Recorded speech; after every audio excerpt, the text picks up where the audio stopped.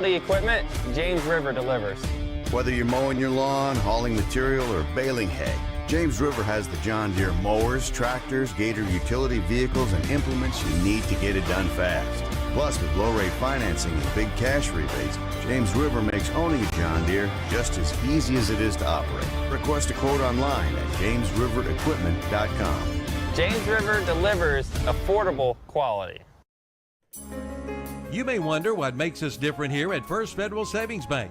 We have been intertwined with this community for over 80 years. Here at First Federal Savings Bank, we take pride in Lincoln County, and that's why you see us donating time and resources to local charities and the schools in our community. Being a hometown bank is more than just a saying for us.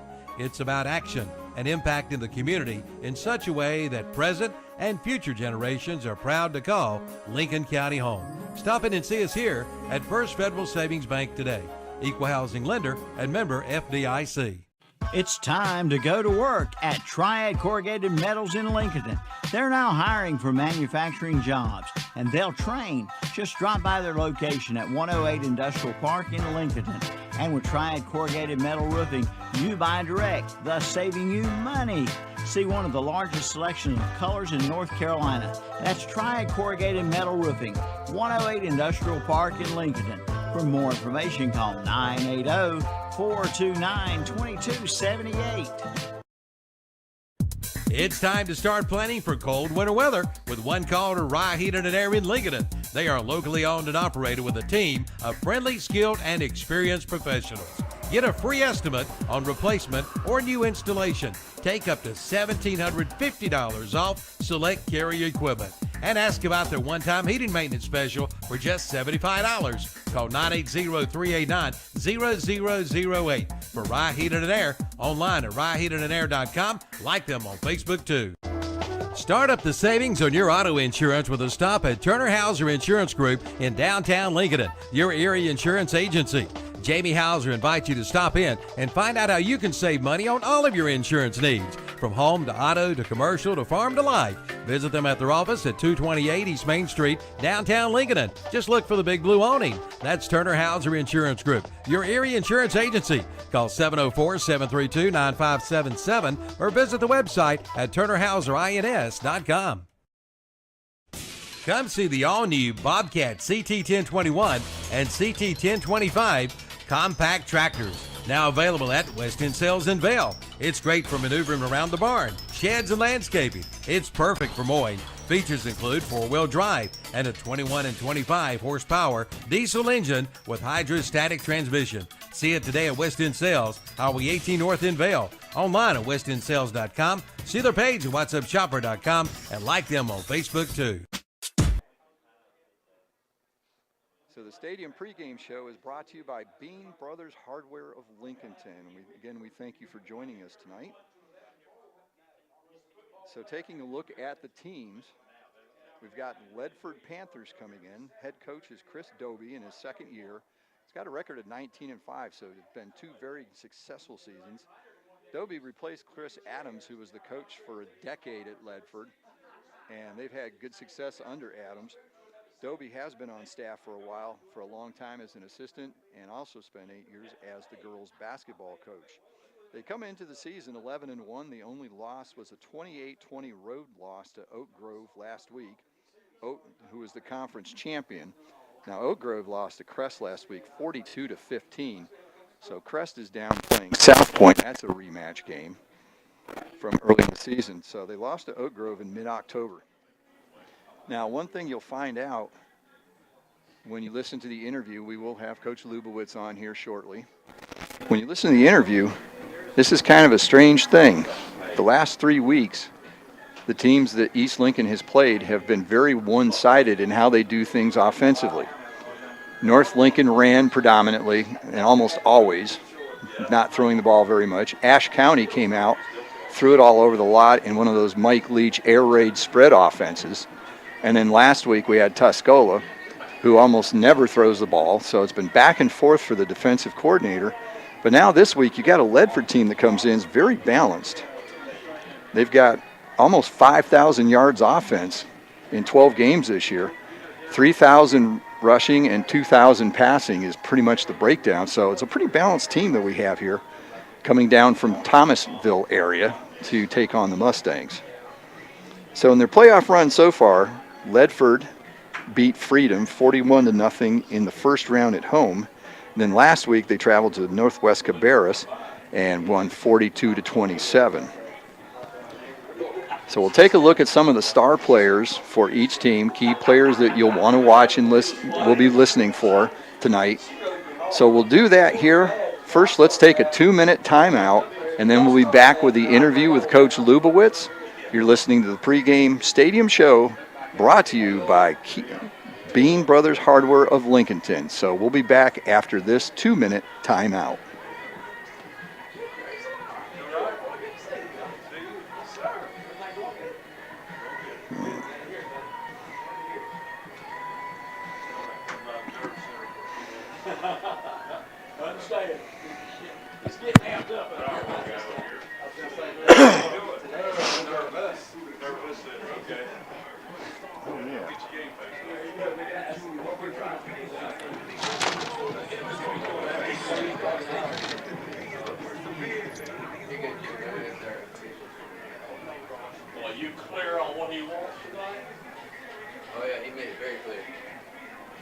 Built upon a solid foundation of cast iron and steel, the Kubota L-Series is part of our under 100 horsepower tractor lineup rated #1 for reliability.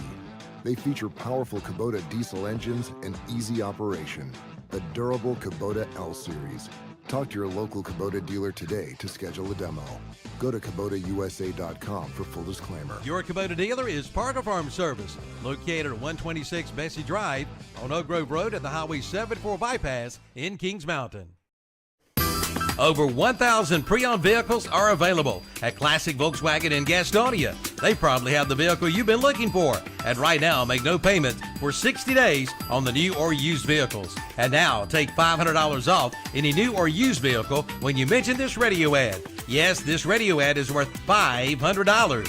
Be sure to mention it when you arrive at Classic Volkswagen in Gastonia. Located at 4417 Wilkinson Boulevard in Gastonia. Online at ClassicVWGastonia.com. See their page at WhatsUpShopper.com and like them on Facebook too.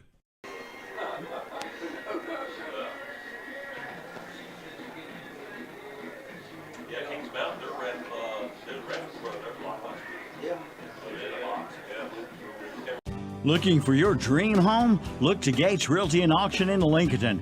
Robert Gates can help make your dreams come true.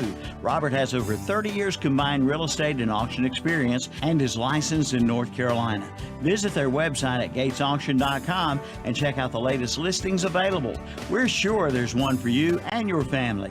Gates Realty and Auction. Call 866-735-1977 and let Robert Gates help make your dreams come true. Sold America.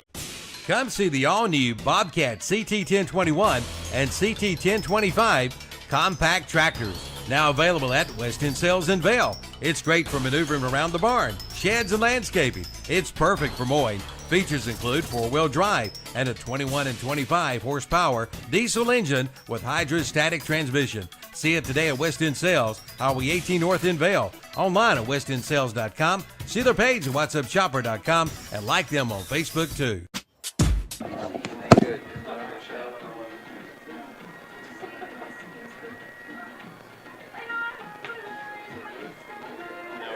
Recording interviews with the coaches on Wednesday evenings because then anything they say is going to have more weight than what I say. So let them talk.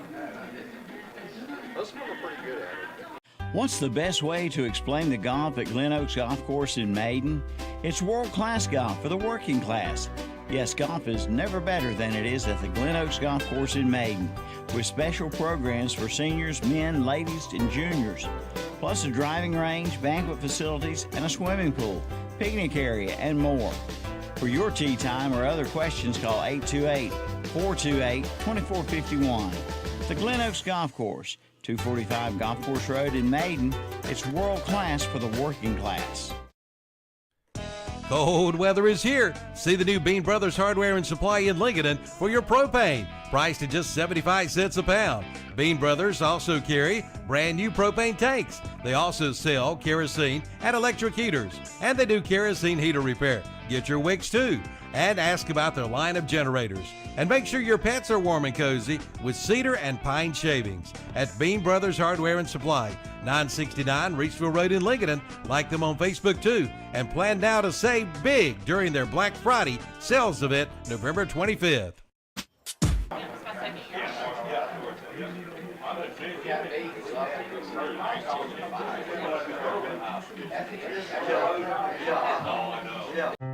Tired of pests and bugs around your house? Do you see signs of termites, wet basement or crawl space, mold or mildew? Call the best. Call Neeline Cole, a local termite and pest control and moisture and water control business located in Bowling Springs. Voted the best for 12 years running.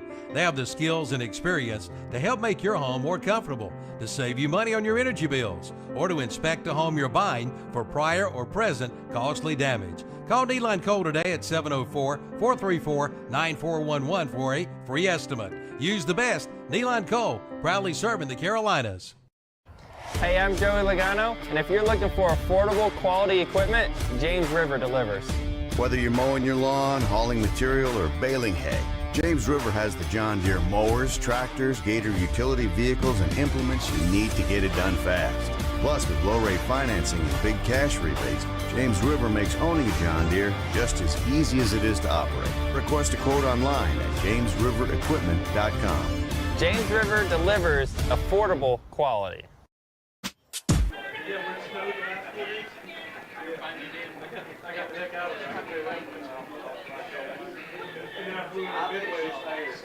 Pillsbury's complaining about snow. I don't want to do it. I grew up in Western New York. Oh yeah, good. No, it's funny because we're only two. Baltimore, Buffalo's got some snow. Like this. Good to see you, Ben, too. Yeah. Good, man. Those are cars.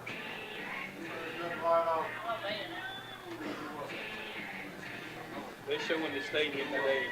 Yep. For Saturday. You may wonder what makes us different here at First Federal Savings Bank. We have been intertwined with this community for over 80 years. Here at First Federal Savings Bank, we take pride in Lincoln County, and that's why you see us donating time and resources to local charities and the schools in our community. Being a hometown bank is more than just a saying for us. It's about action and impact in the community in such a way that present and future generations are proud to call Lincoln County home. Stop in and see us here at First Federal Savings Bank today. Equal housing lender and member FDIC.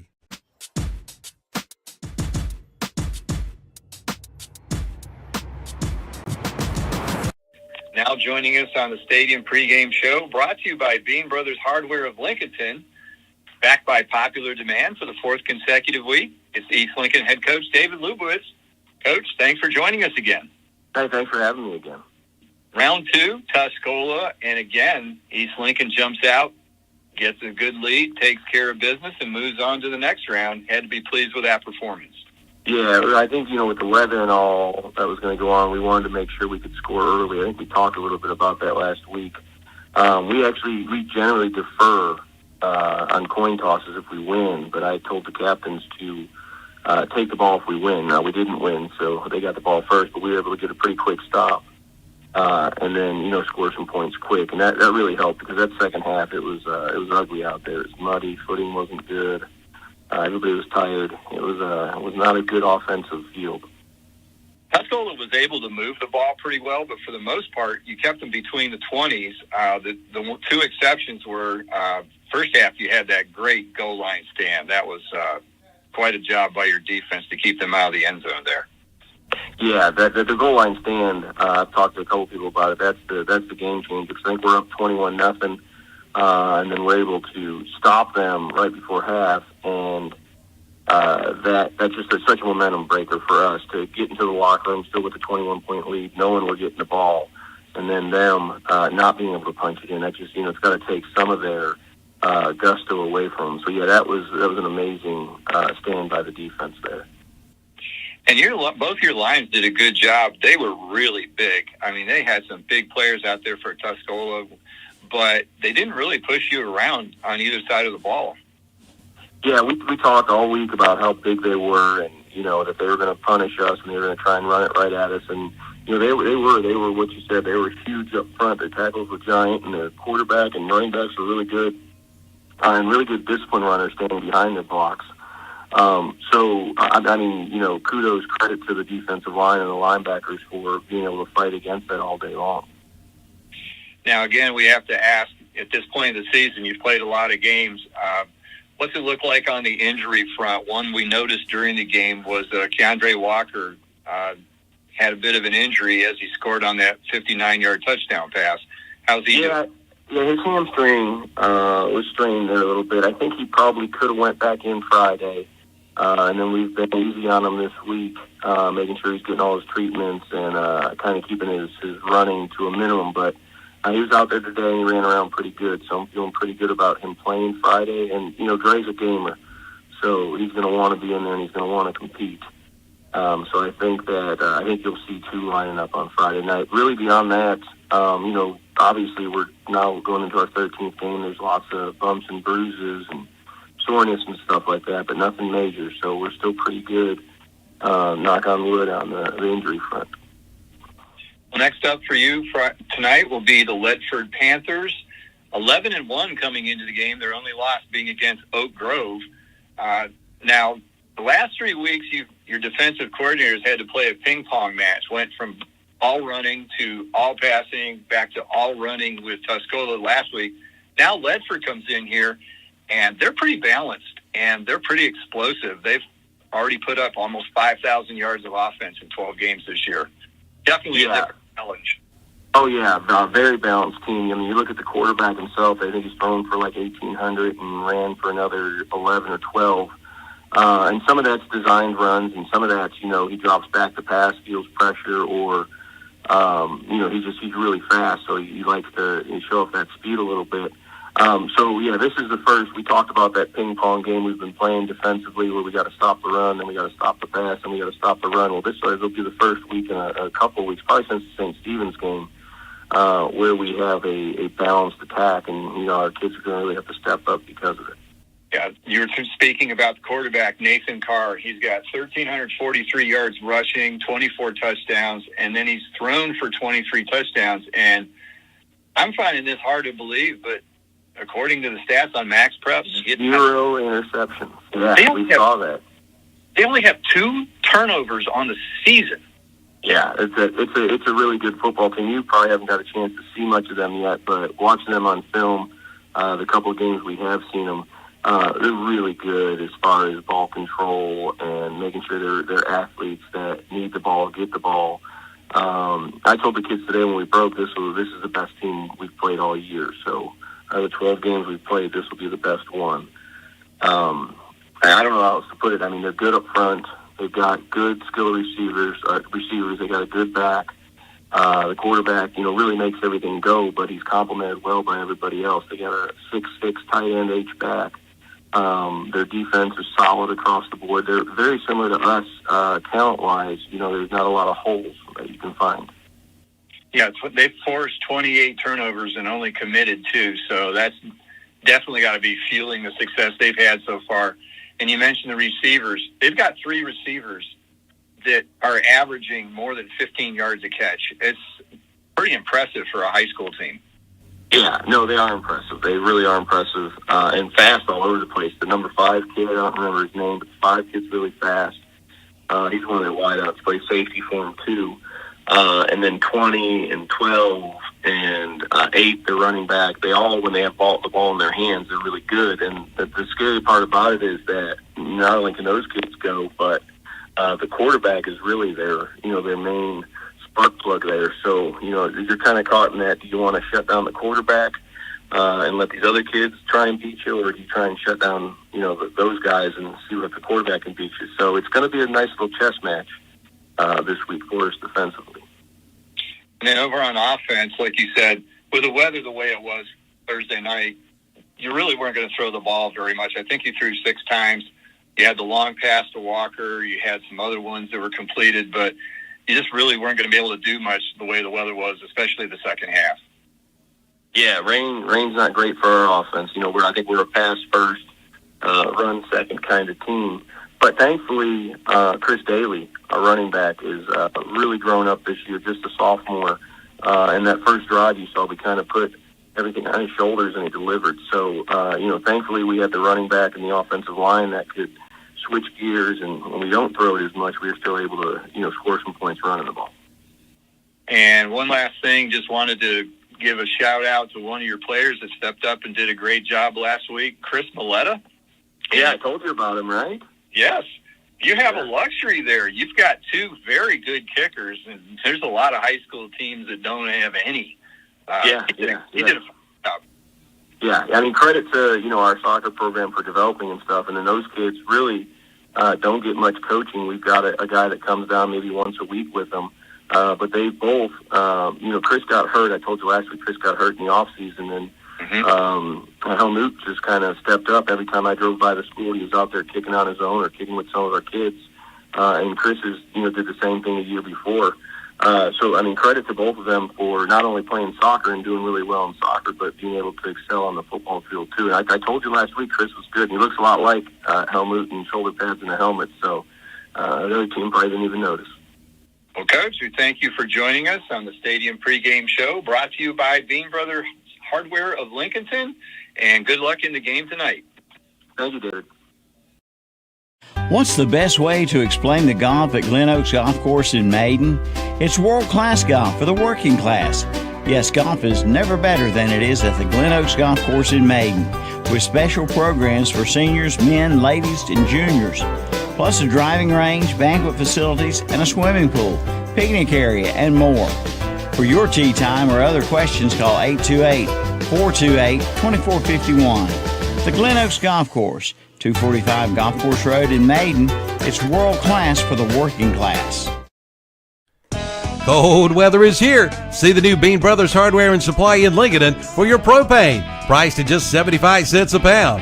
Bean Brothers also carry brand new propane tanks. They also sell kerosene and electric heaters, and they do kerosene heater repair. Get your wicks too, and ask about their line of generators. And make sure your pets are warm and cozy with cedar and pine shavings at Bean Brothers Hardware and Supply, 969 Reachville Road in Lincoln. Like them on Facebook too, and plan now to save big during their Black Friday sales event November 25th.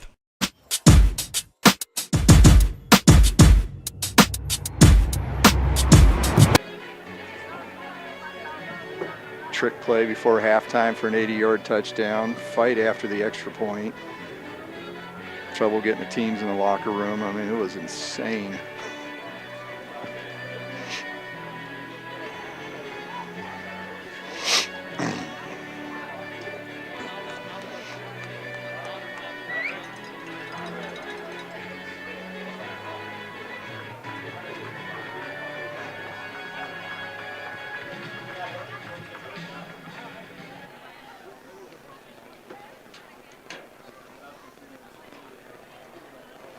The officials for tonight's game: referee is Matthew Green, umpire Roger Wilsey, linesman Charles Humphreys, line judge Tanner Barrett, the side judge is Kelly Barrett, the back judge is Clayton Mack, and the field judge is Bob Stone.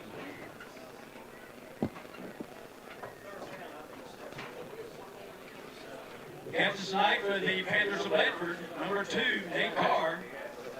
Number 5, Cam White. Number 9, Brian Sanchez Ortigas. And number 40, Colin Patrick. Captain tonight for the Mustangs, number 1, Tyler Mizell. Number 9, And back here at East Lincoln, a few technical difficulties there, but we finally got the interview to roll. And got to hear Coach Lubowitz talking about last week, this week, and other things associated with tonight's game. So as the Stadium Pregame Show continues, let's take a few minutes here and look at some of the key players for each team. Key players of the game is brought to you by Key Builders of Lincolnton. So taking a look at Ledford first. So Ledford and the captains for both teams quickly are out on the field. Ledford won the toss. They will defer, so East Lincoln will get the ball first. But for Ledford, we have a very balanced attack here. 3,000 yards, 3,200 yards rushing, led by Alex Sanford, 1,451 yards, 21 touchdowns. He's averaging 10.5 yards per game. Amazing number this late in the season. Quarterback Nathan Carr. Now, like the quarterbacks we've seen, they've either could throw it well or they could run it well the last 3 weeks. Carr can do both. Carr's run for 1,300 yards, 24 touchdowns. He's averaging almost 8 per carry, but he's also thrown for 1,800 yards, 23 touchdowns, 0 interceptions. That's amazing at a high school level. But this team, Ledford, 0 interceptions, 2 fumbles on the season, 2 turnovers in 12 games. I thought that was a misprint when I was looking that online, but no, that's actually the case. And then the big receivers for them, Camden White, 713 yards, 11 touchdowns. He's averaging 21 yards per catch. Cameron Walker, 6 touchdowns, 24 yards per catch. And Cannon Roberts, 3 touchdowns, 15 per catch. So when they throw it, they throw it. So it's a much more wide open, difficult to defend team than we have seen in the last 3 weeks. And I'm sure the defensive coordinator for East Lincoln was busy trying to figure out exactly what to do since they're so well balanced. Then, of course, on defense, Cohen Batchick, leading tackler with 88 tackles. But some news here for Ledford, their second leading tackler, Aiden Hooker, broke his arm in practice this week. He will not be playing tonight. He had 87 tackles, 9 for loss. So a team for Ledford that has forced 16 interceptions and 12 fumbles is going to have to do some scrambling to get to make up for the fact that Aiden Hooker will not be playing for them tonight. And for East Lincoln, you know who all the star players are. This is the 6th broadcast we've done this year, so there's no doubt. You got Mizell, you've got Keandre Walker, Markel Clark, Ben Cutter, and Aiden Terrell, and Marcel Johnson on defense. So those are the key players to watch, brought to you by Key Builders of Lincolnton. We're about ready to kick off. They're actually running a couple minutes early here. Diego Ponce Gomez, number 34, will kick for the Ledford Panthers. Back to receive the usual pair of Markel Clark and Keandre Walker. Walker appears to be healthy after training his hamstring a bit last week. It's one thing to keep an eye on. Well, Coach said in last week's game. Yeah, Coach said in the interview beforehand that he was fine in practice. They were limiting him early in the week, but later in the week he did everything that was normal for practice. So we're about ready to kick off here. Gomez ready to kick. He'll be kicking from right to left. East Lincoln. So East Lincoln having to do some late substitutions on the kick team. Problems with the shield that some of the players have over the eye section. So I don't know why they tried to do that. They've always done it since I was in high school. Short kick 20 years ago. Popped up, fielded at the 45-yard line. I'm not sure he got all of that one. That didn't look intentional, did it? No, if it was a poor attempt at it. You don't really want to start the game that way, I wouldn't think. So the short kick is fielded at the 45, dropped for a 2-yard loss on the return. But it's going to be great field position for the Mustangs. 1st and 10 at the 43-yard line to start the game. Usual lineup for the Mustangs. 3 wide receivers minimum. Goes to Daly. Daly goes around the right side. He's got a blocker in front. Works his way out to the 47-yard line before he's forced out of bounds by number 20, Cameron Walker. Ball carried by number 8, Chris Daly. Brought down by number 20, Cameron Walker. So they're trying to get some players back in the game. I think they've fixed the equipment issues. Walker's out there, Jackson Beam, Shropshire. Riley Shropshire in. Markel Clark is the slot receiver. So 2 on each side now, 2x2 wide receivers. In the backfield is Daly. Mazzell fakes to Daly, keeps it, goes up the middle, breaks a tackle, gets over the 50.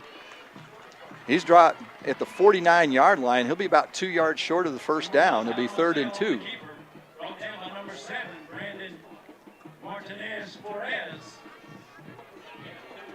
Pick up a 2 on the play, brings up a 3rd and 3. Not only did we start a couple minutes early, but the ambulance got here, so we did start on time after last week. And we have 7 officials. We can tell we're getting to a later part of the season. Handoff to Daly, works his way up the middle, and bowls his way forward to the 45. It'll be a Turner Hauser Insurance first down for the Mustangs as they get into Panthers territory at the 45-yard line. Brought down by number 22, Winston Ferguson. Tackle made by Winston Ferguson. Ferguson was the one that will be doing a lot of the fill-in for Hooker, with Hooker out with a broken arm. So Mazzell looks over the side. Got 3 wide receivers out to the left. Mazzell back, looks, quick pass over the middle. He's got Markel Clark. Nope. Clark, that might be Jackson. That looks like Jackson Bean, the slot receiver, and he is not going to go down. Finally, they get enough players for Ledford around him to keep him from forward progress, but he gets down to the 23-yard line. It'll be gain of 17, 22 on the play. Yeah. So a quick pass over on a slanting receiver, Jackson Beam, and the Mustangs got 1st and 10 at the 23-yard line. 3 now to the right, 1 wide receiver to the left. Daly in the backfield, switches sides with Mazzell. Snap, Mazzell rolls out right, looks, throws, he's got a receiver. It's Walker. Walker catches it, makes the first man miss, gets down to the 11-yard line. That should be another Turner Hauser Insurance first down for the Mustangs. Not quite goal to go. They can get a first down at the 1, but they are only 11 yards out of the end zone, moving quickly, just 2 minutes into the ball game.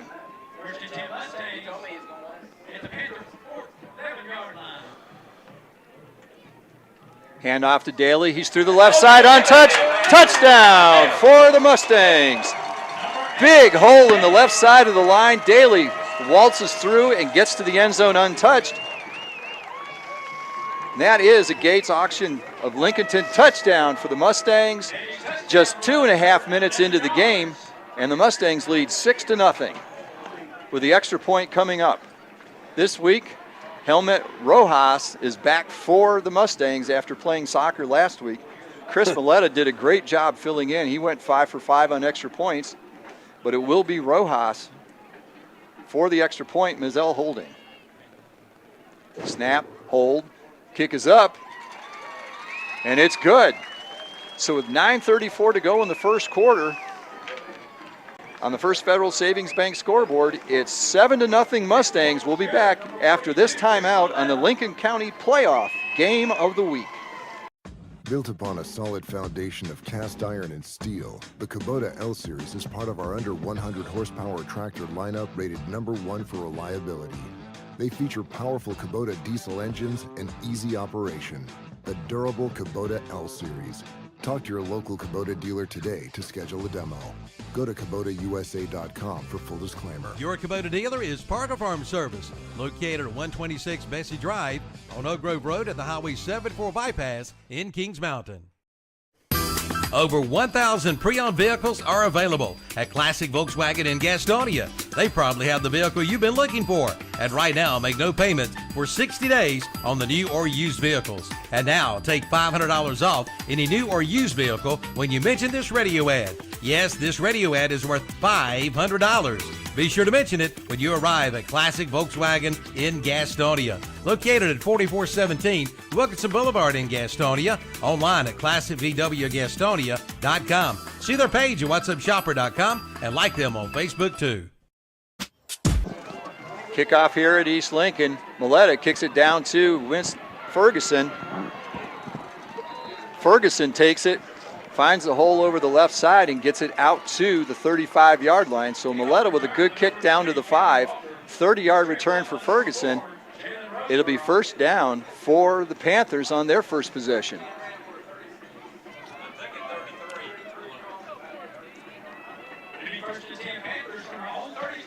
So the quarterback is Nate Carr.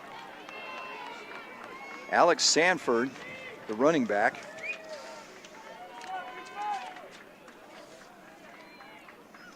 They have 4 wide receivers as well, the only one in the backfield. Carr rolls out, keeps it, goes over the right side, breaks it upfield, gets out to the 38-yard line before he's brought down. So a good gain on first down for the Panthers. Number 2, Nate Carr, on the keeper. Brought down by number 88, Diego Ferreira. They got a 5 on the play, so we're bringing up 2nd and 5 for the Panthers.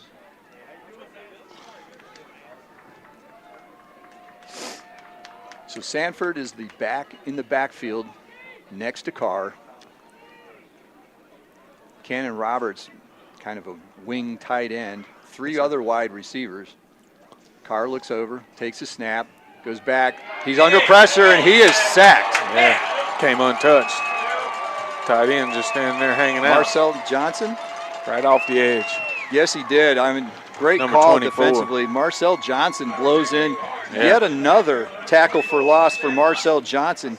He has been a tackling for loss machine this year. That's his 29th tackle for a loss. Yeah, that's doing and his 12th sack. That's getting it done. It's Pro Bowl numbers. Pro Bowl numbers. Maybe Shrine Bowl numbers, but I don't know about Pro Bowl. All-American first team, So second team or something like that. Yeah, big loss there. So it'll be 3rd and 13 for the Panthers. All Carr back. He's kept in, and he's tackled for a loss again. Carr was back looking downfield. No one was open. Pressure kept him hemmed in and eventually sacked. 58 and 88 in on the play. So Blake Bradford and Diego Niera combine on the sack, and the Panthers of Ledford will have to punt after their first possession. A good play on first down, but then they put the backup beeper known as the East Lincoln defense came alive. They got their running game going backwards, passing game as it were, but they're at -8 yards here after that series. Punt, almost got to the blocked. punt. I think the kicker stuck his foot into the guy trying to get a And when he flag. hits the ground, It's not a very good it bounced punt. backwards. Had So an we even have first down. He didn't even get it to the first down marker. Punt was nearly blocked by number 4, Yeah. Jalen Roseboro. He came so close. Netted maybe 15, 18 yards because they were already backed up. So Less if than we that. thought the field position was good for the last possession, you're going to love this field position if you're the East Lincoln Mustangs. 1st and 10 on the Ledford 37-yard line, so they start in plus territory. 3 to the wide on the right. 3 wide on the right. Mizell looks, quick out. He's got Roseboro. Roseboro gets to the sideline. No, think it's he picked Markel anything Clark, up. excuse me. 3 and 4. We've got orange numbers on gray uniforms. I was saying before the game how nice it was. Ledford, white uniforms, big, black, not fancy numbers. Did pick up one. Kind of a Penn State look, but it makes it easy on us to ID who's who.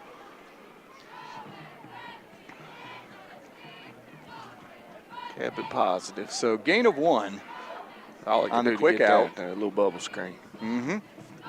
With not much screen. A lot of bubble got popped. Hang off to Daly. He goes up the middle. There's an opening. Breaks it back out to the left. He's got a lot of carpet in front of him. Good block Gets by around the wide corner. receiver. Good block on the corner by the wide receiver. That was Walker out there, I think, number 2. Yeah, Walker with a great block downfield. Daly rumbles towards the left sideline. Yep, It's 2 another defenders went for Mazzell. Turner Hauser Insurance first down for the Mustangs. They've got the ball on the 17. They're in the red zone. How much was that pickup? So that would be, I'm not sure. They were on what? Just outside the 40? Down to the 17? No, they were the 37, so 20 yards. 20. 19 or 20. Call it 20. Because I shorted him a yard on his first carry. Okay, there we go. Mizell's got the snap, rolls out right. He's looking downfield. Not much Still open, looking. so he keeps it. Now he throws harassed. late. Wide open. Now there's a pass into the end zone. It was caught for a touchdown, but there's a flag back on the field. Could be a hole. At the line of scrimmage, I'm thinking it's going to be an eligible man downfield since he took so long to throw the ball. I dropped her microphone out the window. Gets you some crowd noise. Ugh. So the penalty is against the Mustangs. Ineligible man downfield. Mizell scrambled long enough that eventually the linemen are going to release and try and block for a possible run. Thing is, when you're passing, who they think they're going to block that's going to affect the guy that catches the ball. It is high school level. 20 yards away. So it's a great throw and catch in the back of the end zone, but it's all for naught. 5-yard penalty will push them back to the 22-yard line. It'll be 1st and 15. Walker, the only wide receiver, way out to the right. Pitch out to Daly. Daly has it, gets around the right side, finds an opening, squirts through, gets down to about the 12-yard line, so he gets the penalty yardage back plus a few more. And we've got another penalty marker on the play. Ooh. So a foul called on East Lincoln, so that's going to wipe out that run. So we wiped out a touchdown and a good run here. Excellent run considering you were 5 yards back. Ready for this third first down. So that pushes it back to the 30-yard line. Looks like the penalty went against the Mustangs.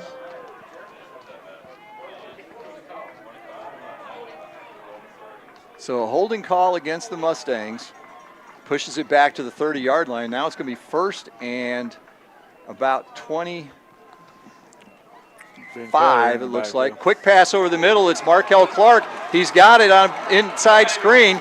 He works his way down inside the 10-yard line. Not quite enough for a first down, but a good play there and no flags on the field this time. A nice inside screen to Markel Clark. He takes it up the middle. Once Clark gets going, he is a blur. It's well designed. Good call there. He's down to the 8-yard line. It'll be 2nd and a short 2. Inside the 10 at the 8. Not every day you see a 22-yard Now Ben gain. Cutter in the backfield for Daly. Cutter's got the ball, goes up the middle. He gets to the 5-yard line. That should be enough for the first down. So we've seen this before where Cutter comes in, spells Daly, especially in short yardage situations. He pulls it up through there. And it'll be 1st and goal. Turner Hauser Insurance, 1st and goal for the Mustangs. Daly back in the ball game. 3 wide receivers to the left. Daly to the right of Mizell. Mizell fakes, hands it to Daly. Daly's nailed in the backfield. Mizell might have wanted to keep it on that play, but Winston Ferguson, again, who he said was going to be in for injured Aiden Hooker, shoots into the backfield and makes a nice tackle for loss. So that pushes him back to the 7-yard line. 2nd down.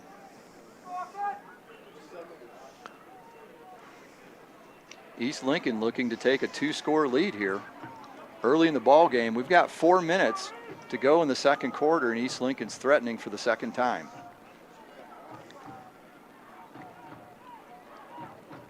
Snap to Mizell. He keeps it, goes over the right side, works his way just short of the goal line. Should be about the 1-yard line. And here comes the jumbo package for the Mustangs. Ben Cutter. Gonna move that line. And Ben Cutter and Marcel Johnson come into the game. It's going to bring up 3rd and goal for the Mustangs at the Panther 1-yard line. Here we go. Mizell under center, hands off. Cutter hit in the backfield. Did he get in? No, he's short. He was hit in the backfield, spun to his left, almost got to the goal line. Had a little second effort there. I thought got him in. But it's tough to tell from where we are. Yeah. One of the linemen went to celebrate on that little second effort. He got hit short, but then he surged forward. Somebody thought he got in. See what they do here on fourth. Fourth and goal, just outside the 1 yard line. They hustle up to the line quickly. Handoff up the middle, touchdown, Mustangs. Ben Cutter, it appears. Still on his feet. So Ben Cutter walks into the end zone, big hole on the left side. So it's another Gates auction touchdown for the Mustangs. They now lead 13-0, 2:44 to go in the first quarter. The What's Up Shopper conversion is upcoming.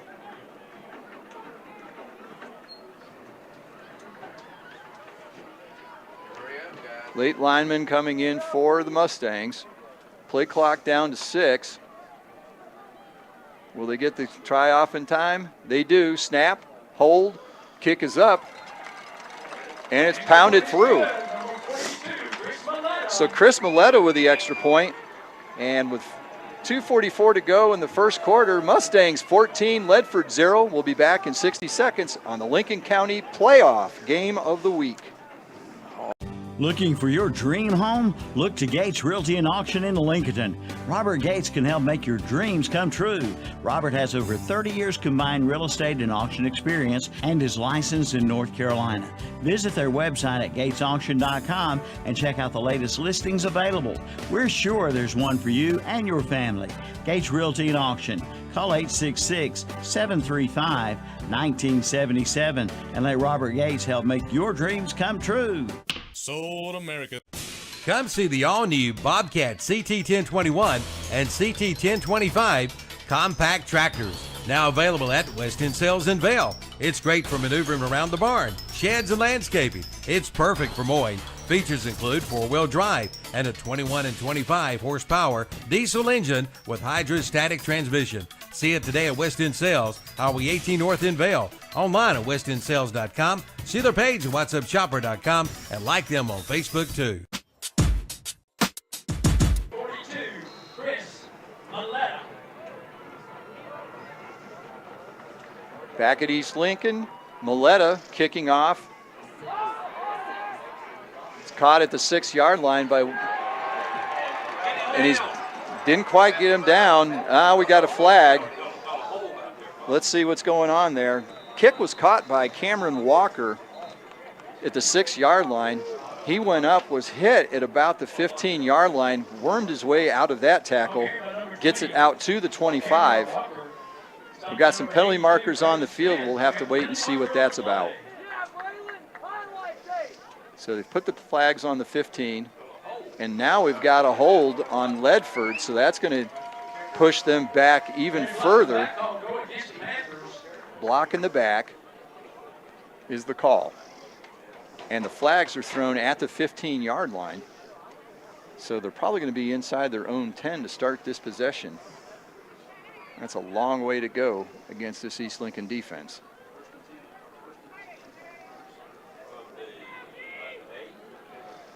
So it'll be 1st and 10 for the Panthers, but they've been shoved back to the 8-yard line. 14-0, Mustangs out to a quick lead. Ledford with their second possession here. Handoff, it's Sanford. Sanford breaks around the left side, gets out to the sideline, is slung out of bounds. Jalen Roseboro with a tackle, but not before the ball gets out to about the 15-yard line, so a gain of 7. So another good first down run for Ledford. His first carry of the game, given he averages a little over 10 per carry. I don't think I'd have waited this long. Went 3 and out on the first drive. Yeah, they haven't run many plays yet.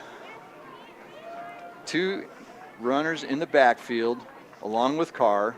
Carr takes it, keeps it, goes up the middle. He's trying to get close to the first down and doesn't look like he's going to quite get there. Gets out to about the 16-yard line. Just a yard, trying to get back positive. That's not going to do it. So Carr on the carry. Hayden Terrell one of the big 3 tacklers for East Lincoln on the stop. It's going to bring up a 3rd and 2 for the Panthers from their own 16-yard line. So 2 backs in the backfield again, 3 wide receivers. Handoff, fake to Sanford, kept by Carr. He bulls his way forward, and he will have the first down. First down of the game for Ledford, out over the 20-yard line to about the 22.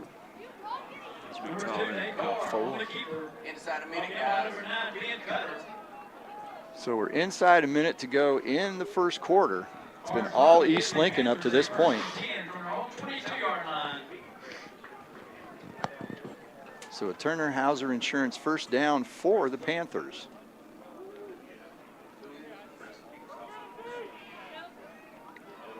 Carr takes a snap, looks downfield. He's got 5, Cam White, for a quick out pattern by the sideline. White is pushed out at the 30-yard line, so that'll be a gain of 8 on the play. Clock's still going, 20 seconds to go. That may or may not be the last play of the first quarter. What was his name again?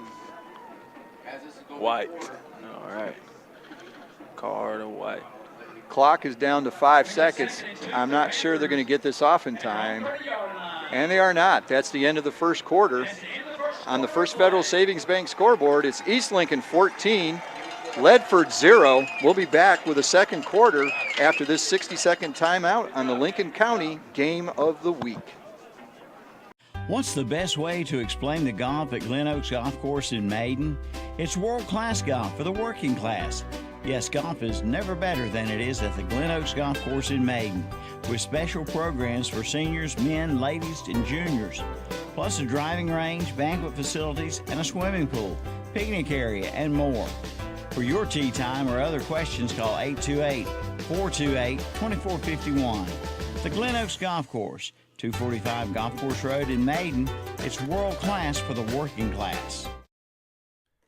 Cold weather is here. See the new Bean Brothers Hardware and Supply in Lincoln for your propane, priced at just 75 cents a pound. Bean Brothers also carry brand new propane tanks. They also sell kerosene and electric heaters, and they do kerosene heater repair. Get your wicks too, and ask about their line of generators. And make sure your pets are warm and cozy with cedar and pine shavings at Bean Brothers Hardware and Supply, 969 Reachville Road in Lincoln. Like them on Facebook too, and plan now to save big during their Black Friday sales event November 25th.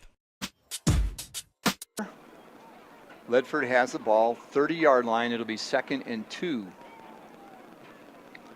As they switch ends, and they'll now go to our right.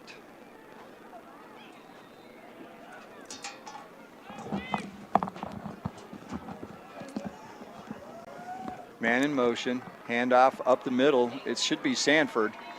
Sanford gets enough for the first down before he's brought down. He'll be out to about the 32, 33-yard line. Short of the first, they're saying. Now they're calling a timeout here. They're going to take a look at this. Going to measure it up, maybe? Now they're signaling first down. They're moving the markers, so it is a Turner Hauser Insurance first down. Took him a minute. For the Panthers. Exactly where it was spotted. May have had too many people in the way, too. Yeah. Barely got it. It wasn't It's getting much. a little harder to see the lines this time of year as the grass goes back dormant after the. I don't know why they're so reluctant to bring out the chains. They like to make the call on the field. And I know sometimes you can tell clearly when it makes one line or the next, but it's always exciting when they bring the chains out. Oh, it is. Exactly. It's always a good thing. All the suspense. Not get it. Carr on the first down play fakes the handoff, keeps it, goes up the middle. Not much there. Yeah, East Lincoln defense had it bottled up pretty well. Gain of 1, they're saying. Ah, boo. I ain't fixing it. It's your stats. You keep track however you want. As long as they can call it a loss, it won't mess nothing up. Bad spot. Yeah, we saw that I all saw last it much week. better than they did down there on the field. Man in motion. Carr drops back, throws. He's got a receiver downfield. Ooh, they could call that if they wanted to. He touched him Cam before he got White. there, and Walker's feeling that hamstring again. Cam Walker was the intended, Cam White was the intended receiver. Keandre Walker on the coverage, but he's down on the field. remember we told you he's down, not getting up. He had that hamstring issue last week. He took a pretty good stretch and a leap trying to get to that pass in coverage. But he jumped off of that leg. Yes, he did. Did get a hand on it. Good defense. May have cost. So he's up and walking off the field under his own power, but he's also keeps reaching back for the back of his left leg. He's feeling it. Not 100%. He probably wasn't coming into the game, but adrenaline will do wonders. Yeah. Trainer is going to be working on him. Or felt fine until he went 100% one time. Really exploded trying to get deep. He had one of those rolling sticks out before the game, working on it pretty good.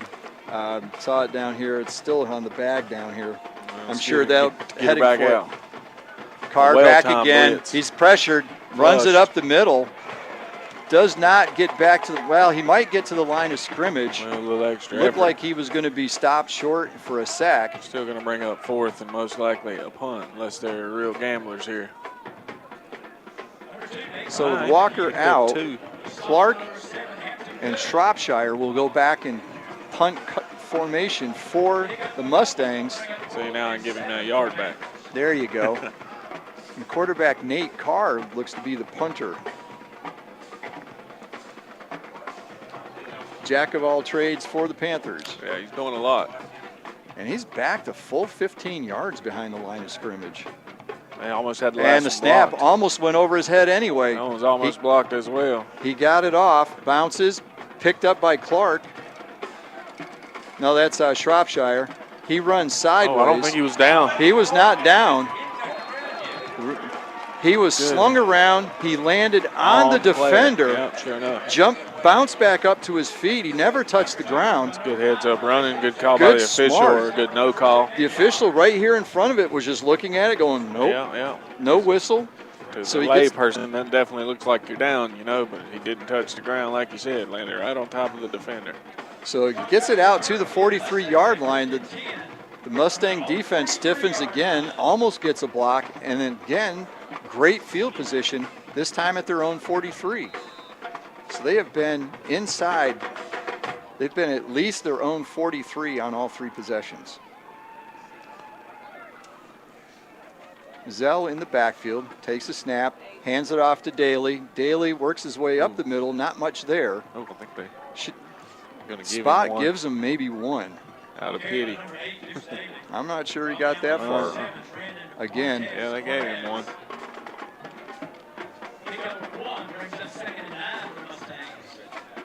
A generous spot there gives it a yard, so it'll be 2nd and 9.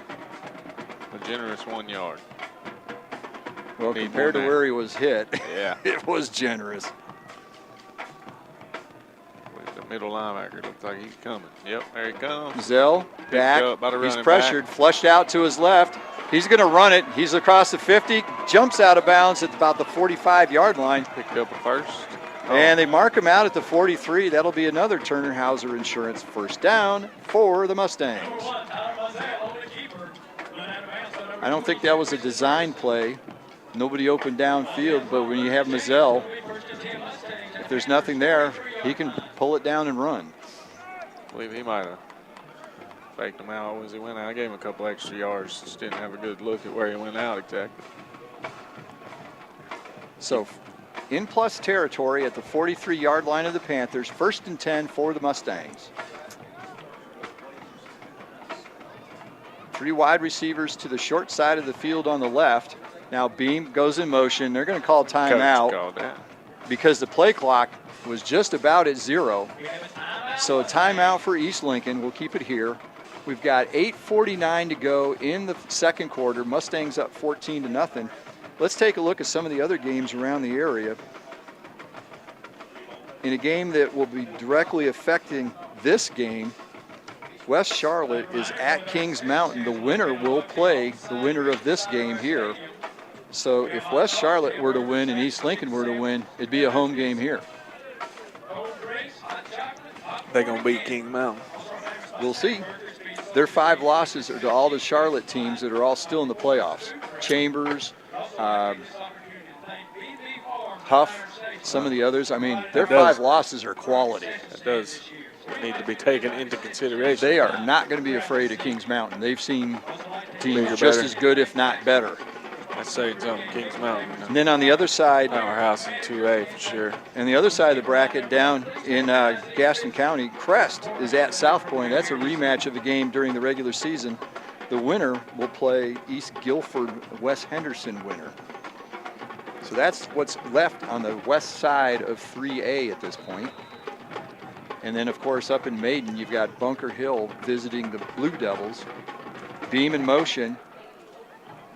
Mazzell tries to take off with it. Yeah, he faked it Slips to and Beam. I falls. couldn't tell if he had handed off or not. Couldn't either. Then when he tried to put it in gear, he lost traction. Went down, so it'll be a loss of 3 on the play.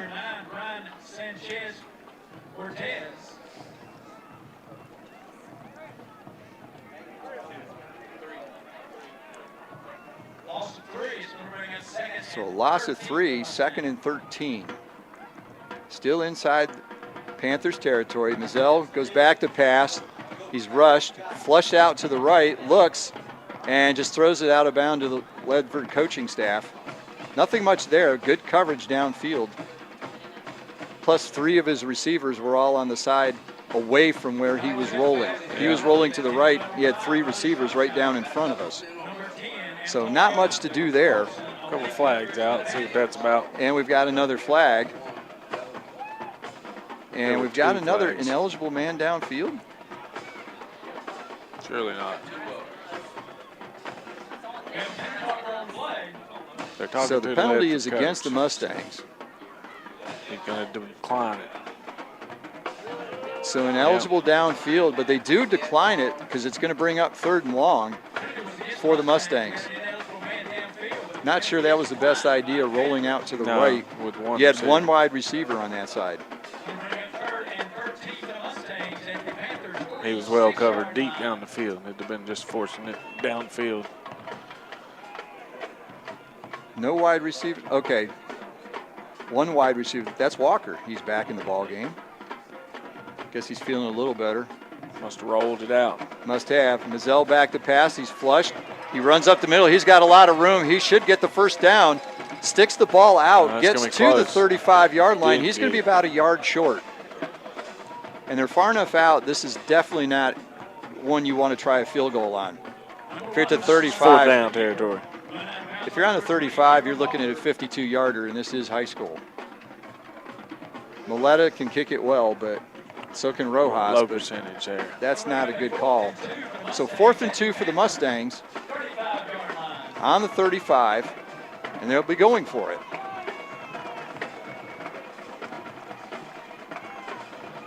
Mazzell looks over the defense. Play clock down to 4. Another timeout. And they're going to take another timeout here. So with 7:55 to go in the first half, it's 14-0 Mustangs. They'll take a timeout. Let's take a look at a couple other games around the area. Because this, I'd go to commercial, but this crew has been really winding the clock quickly. It's a big 4th down, too. You don't want to miss this coming back out of break. And they're going to, if it's a 30-second timeout, they're going to hold them to 30 seconds. So elsewhere in 2A, the winner of Bunker Hill Maiden will play Reedsville Chase winner. Reedsville is the top seed, so if they win, they will host. Salisbury is at Burns. The winner plays winner of number 7 Monroe and number 2 East Surrey. So that depends on who wins there, Burns or East Surrey, with possibility of hosting. In Salisbury, if things get crazy. Monroe's going on the road regardless. They're the highest seed left at number 7. So 4th and 2 now. The Mustangs, the Panthers, ready to go for this important 4th down. Zell takes it, hands off to Daly. He goes up the middle, and he's wrapped up. Ooh, he is not going to get there, even with a generous spot. That's going to be the 4th down stop. So there's a Ledford 4th, yeah, good 4th down stop for Ledford. Another penalty on the Mustangs, put them behind the chains, one of those ineligible downfields. And then Mizell falling down on the one play. Yeah. I actually think he could have got a better spot on the run he made. He extended the ball. He stuck his arm out before he went out of bounds, but wasn't in a position to see it, really. Yeah, it's usually the referee's coming from behind on those plays, so he's guessing about where it went out. He did stick his arm out, which he did. Would have done the trick perhaps in the pros. That's why I called it. I thought he had stuck it out there for enough. So he at least got an extra yard. That would have made the difference on that run there. But as it is, turnover on downs. Ledford back on the field. Panthers have the ball at the 35. Quick swing pass out to the side. It goes out to number 12, Ethan Hairston. Hairston gets over to the sideline. Not much. A lot of running, not a lot of yardage. So Hairston catches the swing pass and gets to about the 38-yard line. So gain of 3. It'll be 2nd and 7. He's running out of bounds by number 14, Landon Gleason. Landon Gleason on the tackle, which got a big cheer from a section of the crowd. I imagine it's family and friends. So again, 3 wide receivers, 2 in the backfield. East comes up. Quick out pattern. That's intended for number 5, Cam White, but he's too far in front of him, and that falls incomplete, bringing up 3rd down. That's interesting. We haven't seen too many people throw at Walker this year when he's been in coverage. I think they might be testing the hamstring. Exactly. Injury. If Walker's healthy, he's going to be a cornerback over at University of Virginia. That's not somebody most high school teams are going to go at. We have not seen him tested much, but now with a hitch, quick pass, caught by White. He gets a couple yards before he's driven back. And again, the East Lincoln defense doing a good job closing. They're going to force 4th down here. About 4th and about 4. He did get to the 41-yard line.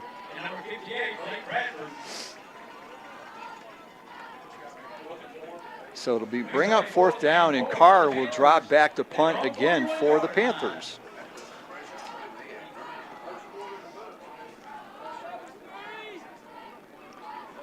Markel Clark back, snap, kick, high kick. Clark's under it, catches it at the 30. Fair catch, so no return. And it'll be 1st and 10 for the Mustangs, their worst field position of the game at their own 30-yard line. So a couple other scores to bring you. West Charlotte leads Kings Mountain 6-0. Hearing that the first quarter is over. On pace to shut them out, 24-0. Reedsville leads Chase 17-0. Burns and Salisbury are tied at 7. Crest leads South Point, trying to avenge their only loss of the season. Maiden 21-0 over Bunker Hill. They're making short work of teams. That's not unusual for them with a rematch in the playoffs. They blasted West Lincoln in a rematch in the playoffs last year after a close game during the season. Yeah. Zell keeps it, breaks through the right side. He's got one guy hanging on to him. We've got a little bit of an altercation over here on the sideline. Walker and it's Walker and Walker. Cameron Walker and Keandre Walker were getting into it way away from the play. The play went to the far side of the field, and they were out of bounds and still going after each other. So be curious to see what the call is here. Probably offset. Probably call it on both of them. So far away from the play. What are they even doing? Personal foul against Ledford. We'll take it. You can't imagine Walker was blocking too hard with the play going completely the other way. Keandre. It was Walker against Walker there. The offensive player. The offensive Walker. Doing the blocking. Cameron Walker for Ledford gets called for the penalty. We'll have to keep an eye on that the rest of the night. Not sure what that's all about. Like you said, it was way away from the play. Couldn't have been any further from the ball. It's almost on the sidelines, like you said. Oh, they did get out of bounds. All of a sudden, I saw people on the East Lincoln bench running down that direction. I was like, what's that all about? It's a big game. So it puts the ball over midfield to the 47-yard line. It'll be a Turner Hauser Insurance first down for the Mustangs. Done scored on you twice in the first quarter. Zell back. 15. He's flushed, goes up the middle, avoids Barely. the sack, maybe gains one. Barely back to the line, did fall forward. Good pressure. Zell had maybe a half a second to a second to look downfield, and all of a sudden he was being flushed. He went up the middle.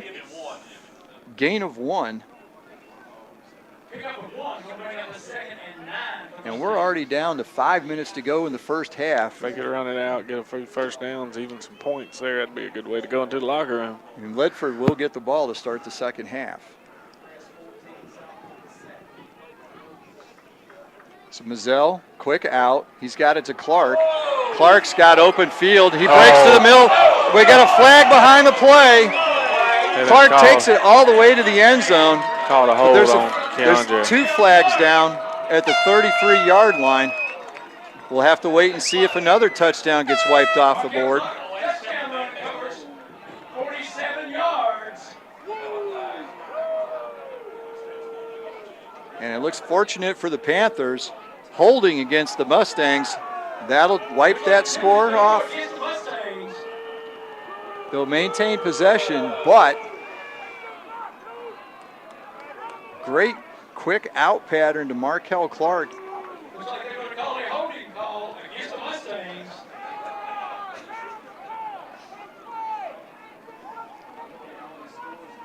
So the penalty is at the 33-yard line. That'll push it back to the 43. So actually, they ended up with a net gain of 4 yards on the play. Yeah, that holds from the spot. He'd already caught it, made some moves. So 2nd and 9 actually becomes 2nd and 5 or 6. Same 2 players that were fighting last down, so they might have decided to even out there. I don't really know if he held him or not. They probably both at each other if I had to guess. I'm sure, like you said, this will be something to watch here if these 2 are going at it like they are. Needs to turn around.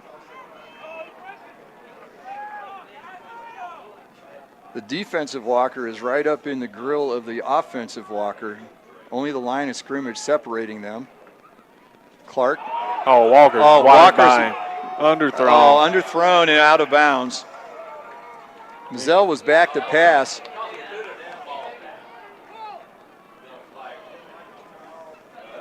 So the pass was behind Walker. It was underthrown. He caught it, but out of bounds. And then in frustration, he spiked the ball.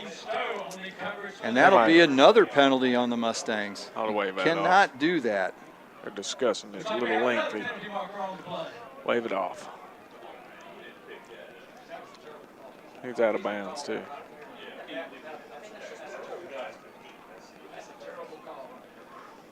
So they're still talking about it at the 35-yard line. Wave it off.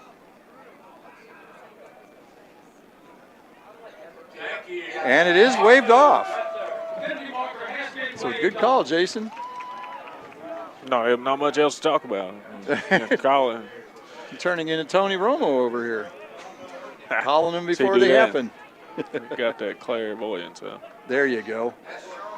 So. Okay, so reset things, 4:51 to go. It's 3rd and 6 for the Mustangs after the incomplete and no penalty. So 2 wide receivers on each side. He had him beat big time. He Guy did. Fell down, just underthrown completely. Pass over the head of Jackson Beam, just slightly behind him. So it'll be 4th and 6 for the Mustangs. That's tough after that touchdown. Catch and run. So the ball will be at about the 43-yard line. Do they punt, which East Lincoln does not do often? I think they will from here. Pin them back. We do have 4:44 left in the first half. Might see that little, well, about too far out for the little quarterback pooch kick they did last week. I believe he called a play. Well, at the moment, it looks like they're going for it. Yeah, I believe he sent a play in. So 2 wide receivers each side. Mizell signals to the left. So your best bets if They Mizell run it. runs for it. So he's going to run, and we've got another flag thrown in from downfield back towards where he was running out of bounds. Definitely we'll got have to the see. first. He does have the first down. Up in the press box, they're complaining because there's 7 referees and not the normal 5. The others are trying to justify their being there. Yeah. So a flag came in. Guys getting hold happy over there. Personal foul against Ledford. Was that Walker on Walker again? Mm-hmm. Yes, it was.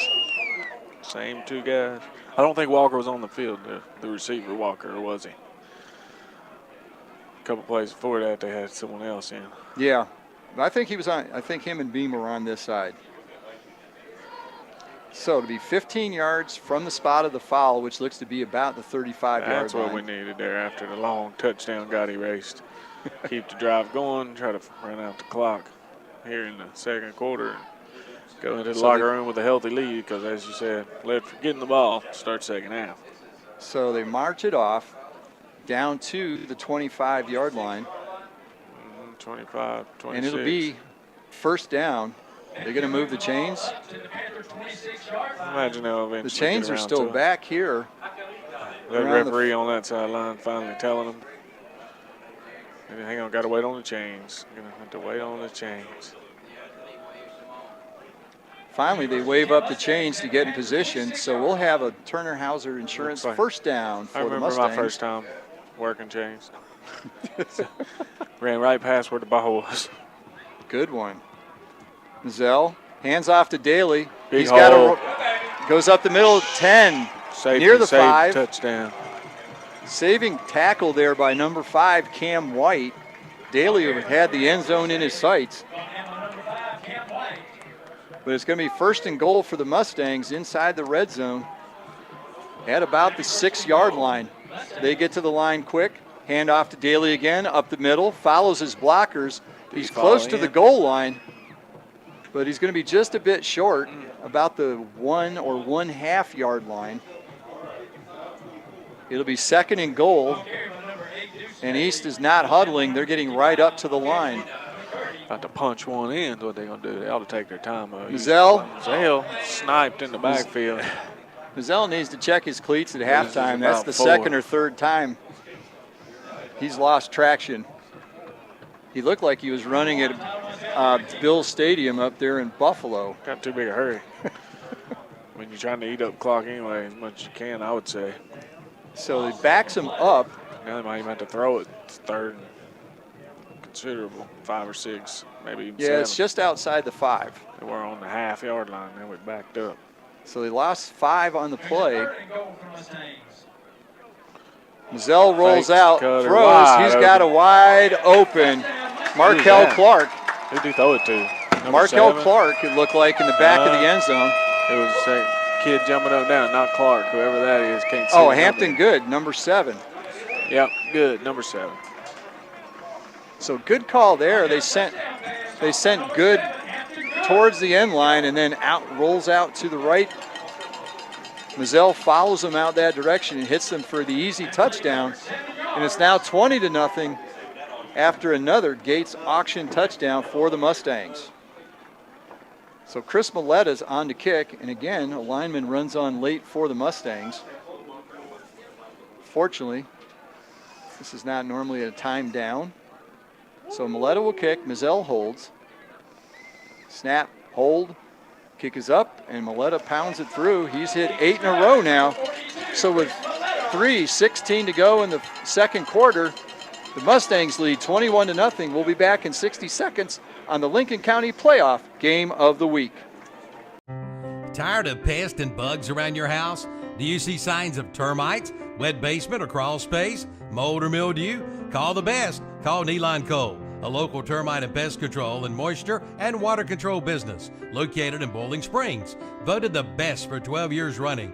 They have the skills and experience to help make your home more comfortable, to save you money on your energy bills, or to inspect a home you're buying for prior or present costly damage. Call D-Line Cole today at 704-434-9411 for a free estimate. Use the best. D-Line Cole, proudly serving the Carolinas. Hey, I'm Joey Logano, and if you're looking for affordable, quality equipment, James River delivers. Whether you're mowing your lawn, hauling material, or baling hay, James River has the John Deere mowers, tractors, Gator utility vehicles, and implements you need to get it done fast. Plus, with low-rate financing and big cash rebates, James River makes owning a John Deere just as easy as it is to operate. Request a quote online at jamesriverequipment.com.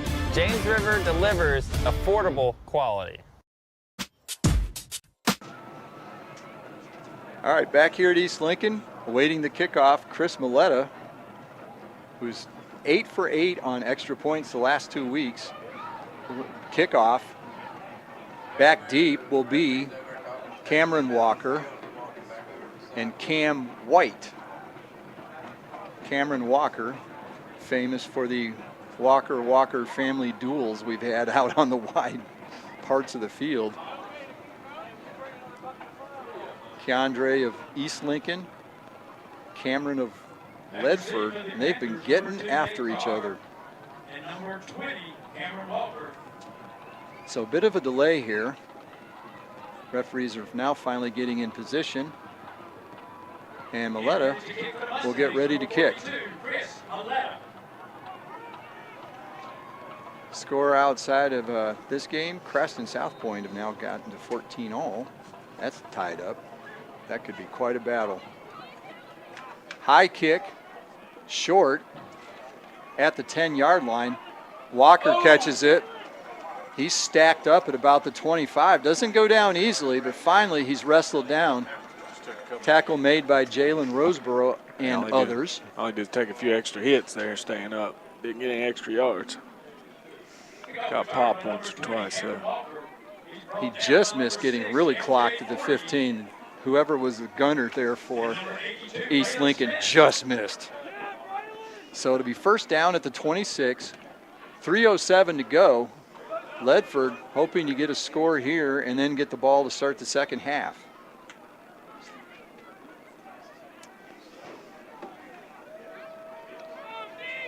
Carr in the backfield. Hands off. Goes to number 8, Alex Sanford, their leading rusher for the season with almost 1,400 yards, but he's been bottled up all game. They haven't given the ball. This is only the third time. Yep. Gain of maybe 2. Pickup of 1 brings that 2nd and 9 for the Panthers. Yeah, so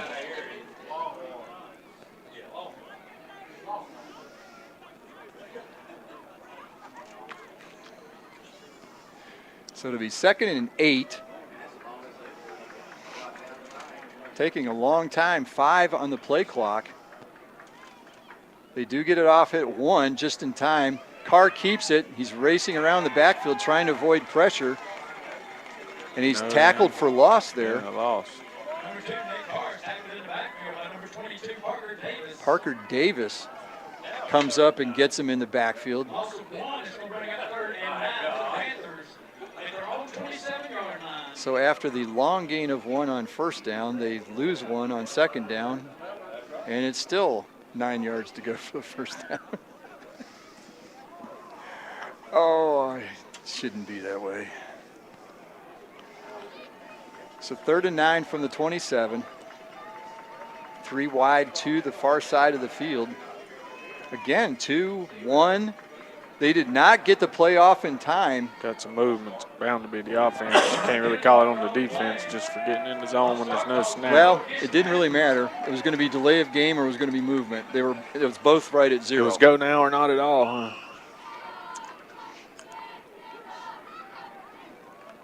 Back him up.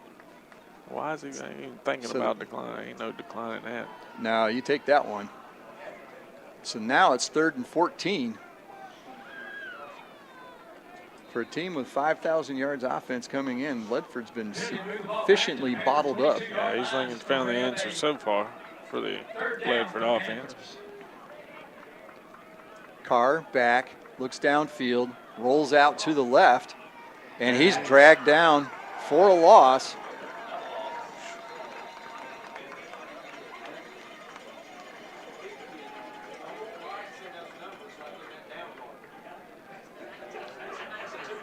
So it looked like Ben Cutter dragged him down for a loss.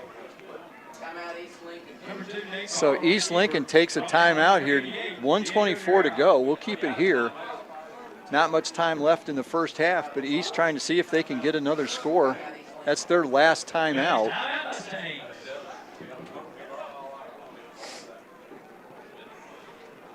So to bring up fourth down,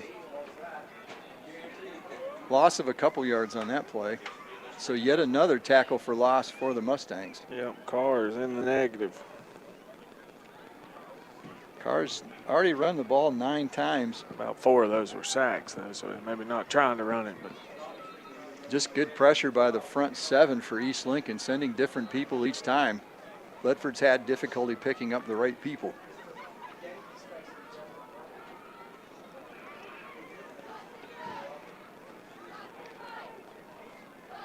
So 4th and 17 from the 19-yard line. Carr, if he takes his full 15 yards back, which it looks like he will, that puts him kicking from the 4-yard line. And he hasn't hit very many long punts yet. no, And they've had high snaps. Struggle with the kicking game. Almost had a few blocked. That's why they're way back there. Clark is the only one back to receive, so there's 10 up for. Clark catches it. He's looking at a white wave coming at him. No gain on the return. He ran towards the sideline. But there was not much there since they had 10 close to the line of scrimmage. Number 4 saying he got a little piece of that one. Saying he tipped it with his fingertips. So He may have. He took a pretty good leap over the blocker. It'll be 1st and 10 for the Mustangs at midfield. 1:16 to go in the first half. Out of timeouts, so. So they'll go to the hurry up, which they kind of do sometimes anyway, even if it's not that situation.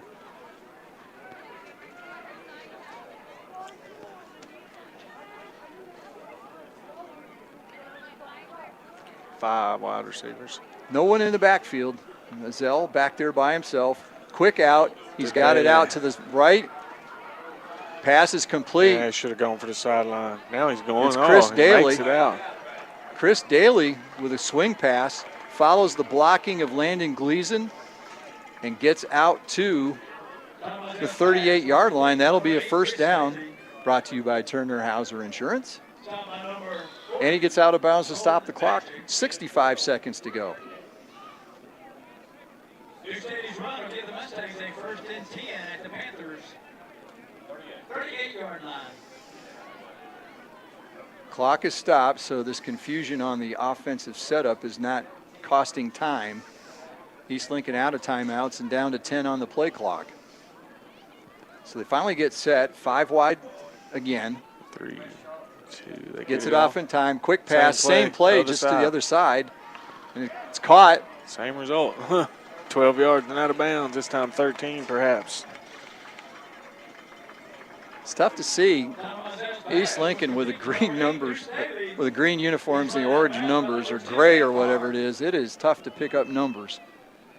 And this is the 6th time we've seen them this year. So another first down for the Mustangs. They're at the 26. See a shot at the end zone coming. They've gone 24 yards in 2 plays. Can't afford to get tackled on the field's the only issue here. They'll be scrambling to get to the line, probably spike it.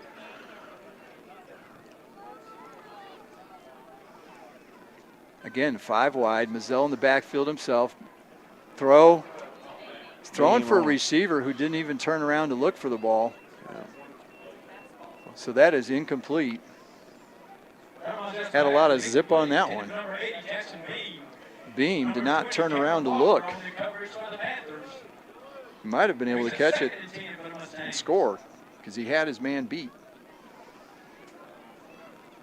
Defender was on the inside of the play. He was on the outside. He could have easily caught that and turned, headed for the corner. So it'll be 2nd and 10. 55 seconds. Same screen to Daly again. We'll show him a little bubble over there. Zell throws. That's going to be intentional grounding. And they are dropping the flag. No, he's not dropping a flag.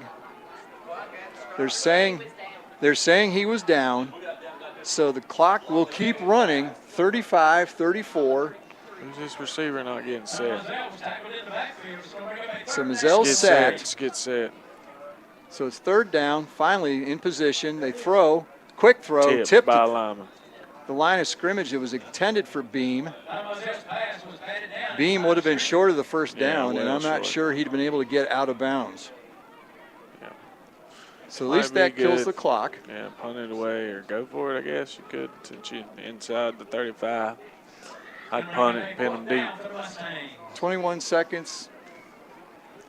It's not a bad decision to go for it. They might do that little quarterback pooch punt. Yeah, they did do that last week. Take a shot, though. If it intercepts, it's about the same as punting it. Just force it to the end zone. So Mazzell back to pass, looks. He's flushed out of the pocket. Rolling to his left, looks, throws a high one downfield. That one is just out of the back of the end zone, too far. Had a little chance at it. They did. Just didn't come down with it. Looked to be number 3, Markel Clark, in the back of the end zone. Even people in the booth with binoculars are having trouble figuring out who the players are for East Lincoln. So they turn it over on downs. Just 10 seconds left. 1st and 10 for Ledford. So I expect to see at least 4 players or more for East Lincoln well back near midfield. That would put them at least 16 yards downfield. Keep it in front of them. 10 seconds. Carr back, looks, throws. He's got a receiver, and it's dropped. Walker had it right in his hands, but he turned to look and go upfield, and the ball fluttered to the ground. Yep, 6 seconds left. Little stone hands. Intended for number 20, Cameron Walker. Number 2, Keandre Walker on the coverage for the Mustangs. So another incomplete pass for Ledford. Stops the clock, 6 seconds left. This probably would be the last play of the half. Because if they try and get close enough to where they can throw it downfield to the end zone, they're going to have to get over the 50, and that's going to take more than 6 seconds. They ain't going to have that opportunity. They do have timeouts, but it won't be enough. So Carr rolls out to his left, looks, throws. He's got a receiver caught by number 11. No time left. Cannon Roberts, but the clock appears to have run out, and that'll be the end of the first half. On the First Federal Savings Bank scoreboard at halftime, East Lincoln 21, Ledford 0. We'll be back after this 3.5-minute timeout. We'll take a look at halftime stats. You're listening to the Lincoln County Playoff Game of the Week. Hey, I'm Joey Logano, and if you're looking for affordable quality equipment, James River delivers. Whether you're mowing your lawn, hauling material, or baling hay, James River has the John Deere mowers, tractors, Gator utility vehicles, and implements you need to get it done fast. Plus, with low-rate financing and big cash rebates, James River makes owning a John Deere just as easy as it is to operate. Request a quote online at jamesriverequipment.com. James River delivers affordable quality. You may wonder what makes us different here at First Federal Savings Bank. We have been intertwined with this community for over 80 years. Here at First Federal Savings Bank, we take pride in Lincoln County, and that's why you see us donating time and resources to local charities and the schools in our community. Being a hometown bank is more than just a saying for us. It's about action and impacting the community in such a way that present and future generations are proud to call Lincoln County home. Stop in and see us here at First Federal Savings Bank today. Equal housing lender and member FDIC. It's time to go to work at Triad Corrugated Metals in Lincoln. They're now hiring for manufacturing jobs, and they'll train. Just drop by their location at 108 Industrial Park in Lincoln. And with Triad Corrugated Metal Roofing, you buy direct, thus saving you money. See one of the largest selections of colors in North Carolina. That's Triad Corrugated Metal Roofing, 108 Industrial Park in Lincoln. For more information, call 980-429-2278. It's time to start planning for cold winter weather with one call to Rye Heating and Air in Lincoln. They are locally owned and operated with a team of friendly, skilled, and experienced professionals. Get a free estimate on replacement or new installation. Take up to $1,750 off select Carrier equipment. And ask about their one-time heating maintenance special for just $75. Call 980-389-0008 for Rye Heating and Air. Online at ryeheatingandair.com. Like them on Facebook too.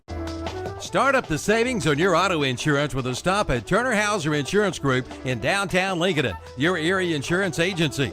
Jamie Hauser invites you to stop in and find out how you can save money on all of your insurance needs, from home to auto to commercial to farm to life.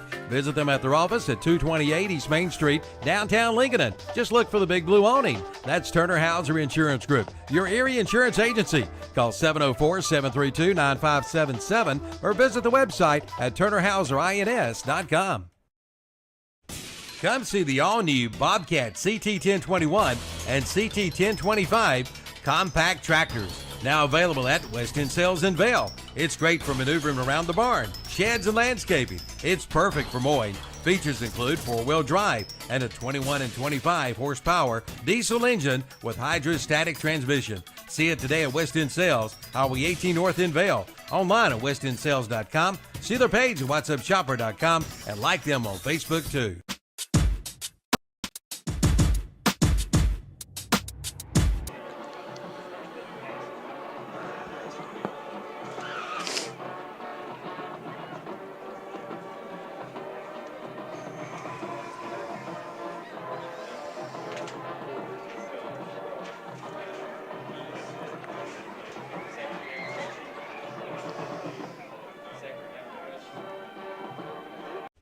Come see the all-new Bobcat CT1021 and CT1025 compact tractors, now available at West End Sales in Vail. It's great for maneuvering around the barn, sheds, and landscaping. It's perfect for mowing. Features include four-wheel drive and a 21 and 25 horsepower diesel engine with hydrostatic transmission. See it today at West End Sales, Highway 18 North in Vail. Online at westendsales.com. See their page at whatsupshopper.com and like them on Facebook too.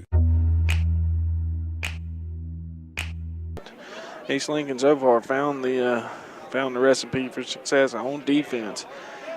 Ledford's quarterback has rushed 9 times, but has been held to -3 yards. Had 5 tackles for losses on Carr alone. Sanford, the main running backs, only had 3 carries for 11 yards.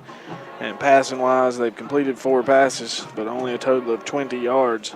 White caught 2 for 11. Hairston 1 for 2 yards, and Roberts caught another for 7. So Ledford more or less stymied offensively so far. I turned you down. You turned me down. Oh, I'm used to being turned down. So what would you say for total for Ledford? Did they get to 50? Well, if we do the minus yards, no. They've got 20 in the air and 11 on the ground, but they've also got -3. Of course, really 8 on the ground, I suppose, total. 8 total yards rushing and 20 through the air. 28 yards there in the first half, no scores. And that's how East Lincoln leads, 21-0, getting into that side of the stat sheet. Daly leads the rushing attack. He's got 9 for 67. Mazzell has also scrambled 9 times for 41 yards. And Ben Cutter chipped in 6 yards on 3 carries, one of them being a 1-yard touchdown, which, as it turns out, was the second of the first quarter. They've also completed 8 passes for 104 yards, so they've already gone over a century mark in the air. Bean caught 1 for 22. Walker caught 1 for 12. Clark's been the leading receiver. He has 3 receptions for 38 yards. Good had a big one for 7 yards, but it was a touchdown. And Daly caught 2 there as time was running out. 2 little swing passes for 25 yards on the ground. So Daly, your leading offensive producer, 67 on the ground, 25 from 2 receptions in the air. So a total of 93 yards for Daly, total offense. First score was with 9:38 to go in the first. 12-yard touchdown run by Daly to get East Lincoln on the board. Later that quarter, Cutter punched one in from 1 yard out. PAT was good, making it 14-0, and the final score came with 3:16 left to play in the second quarter. A 7-yard touchdown pass from Mazzell to Good, his only catch, but again a big one. 7-yard touchdown reception for Good. Extra points, 3 for 3, and that leaves us to 21-0 East Lincoln over Ledford here at the half. So excitement is building here at East Lincoln, at least in the press box, because down in Kings Mountain, West Charlotte has taken a 12-7 lead, and if both scores hold, it's still a long way to go down in Kings Mountain and here. West Charlotte would visit the Mustangs here in Denver next week, but that's still a long way to go in both a lot games. of game left. Put the Mountaineers away, but Ledford, as we were discussing discussing tonight, not having their usual game. And as we were discussing earlier, West Charlotte may have 5 losses, but boy, are they quality losses. Huff, Chambers, some of the other schools they play in Charlotte, and all of them are still in the playoffs. It's amazing. They've had a brutal schedule, but it seems to have prepared them for a team like Kings Mountain. So you're listening to the Stadium Halftime Show, brought to you by Unrivaled Metal Buildings of Lincolnton. We'll be back with more of halftime. We'll take another 3.5-minute timeout, and we should be about ready for the second half at that point. So thank you for joining us on the Lincoln County Playoff Game of the Week. We'll be back after this. You may wonder what makes us different here at First Federal Savings Bank. We have been intertwined with this community for over 80 years. Here at First Federal Savings Bank, we take pride in Lincoln County, and that's why you see us donating time and resources to local charities and the schools in our community. Being a hometown bank is more than just a saying for us. It's about action and impact in the community in such a way that present and future generations are proud to call Lincoln County home. Stop in and see us here at First Federal Savings Bank today. Equal housing lender and member FDIC. Come see the all-new Bobcat CT1021 and CT1025 compact tractors. Now available at West End Sales in Vail. It's great for maneuvering around the barn, sheds, and landscaping. It's perfect for mowing. Features include 4-wheel drive and a 21 and 25 horsepower diesel engine with hydrostatic transmission. See it today at West End Sales, Highway 18 North in Vail. Online at westendsales.com. See their page at whatsupshopper.com and like them on Facebook too. Tired of pests and bugs around your house? Do you see signs of termites, wet basement or crawl space, mold or mildew? Call the best. Call Neeline Cole, a local termite and pest control and moisture and water control business located in Bowling Springs. Voted the best for 12 years running. They have the skills and experience to help make your home more comfortable, to save you money on your energy bills, or to inspect a home you're buying for prior or present costly damage. Call Neeline Cole today at 704-434-9411 for a free estimate. Use the best. Neeline Cole, proudly serving the Carolinas. Since 1919, Rhodes and Bill Oil Company in Lincoln has been serving the Lincoln County and surrounding area. And today they continue to serve this area and beyond with quality fuels and outstanding service. In addition to fuel oil, they also carry all kinds of lubricants, from hydraulic fluid to automatic transmission fluid to farm lubricants, plus diesel fuel, home heating oil, and kerosene. That's Rhodes and Bill Oil Company, 1404 East Main Street in Lincoln. Call 704-735-2508 and online at nesbitoil.com. Full Throttle Power Sports in Gastonia has just gotten a whole lot bigger, and we mean a whole lot bigger. They have just purchased MS Power Sports in Gastonia and are now your dealer for Honda, Suzuki, and Kawasaki, along with CF Moto, Yamaha, and Polaris. Golf carts too, one big dealer under one big roof, plus a complete parts and service department. Full Throttle Power Sports, 101 Indian Walk off I-85 in Lowell, online at ncfullthrottle.com, and see their page at whatsupshopper.com. At United Bank, banking means more than financial solutions. It means rallying around the causes that matter to their employees, customers, and neighbors. Over the years, United Bank has grown in size, but their community focus has not changed. By giving back to our local communities and funding business development, we help fuel economic growth. United Bank, member FDIC.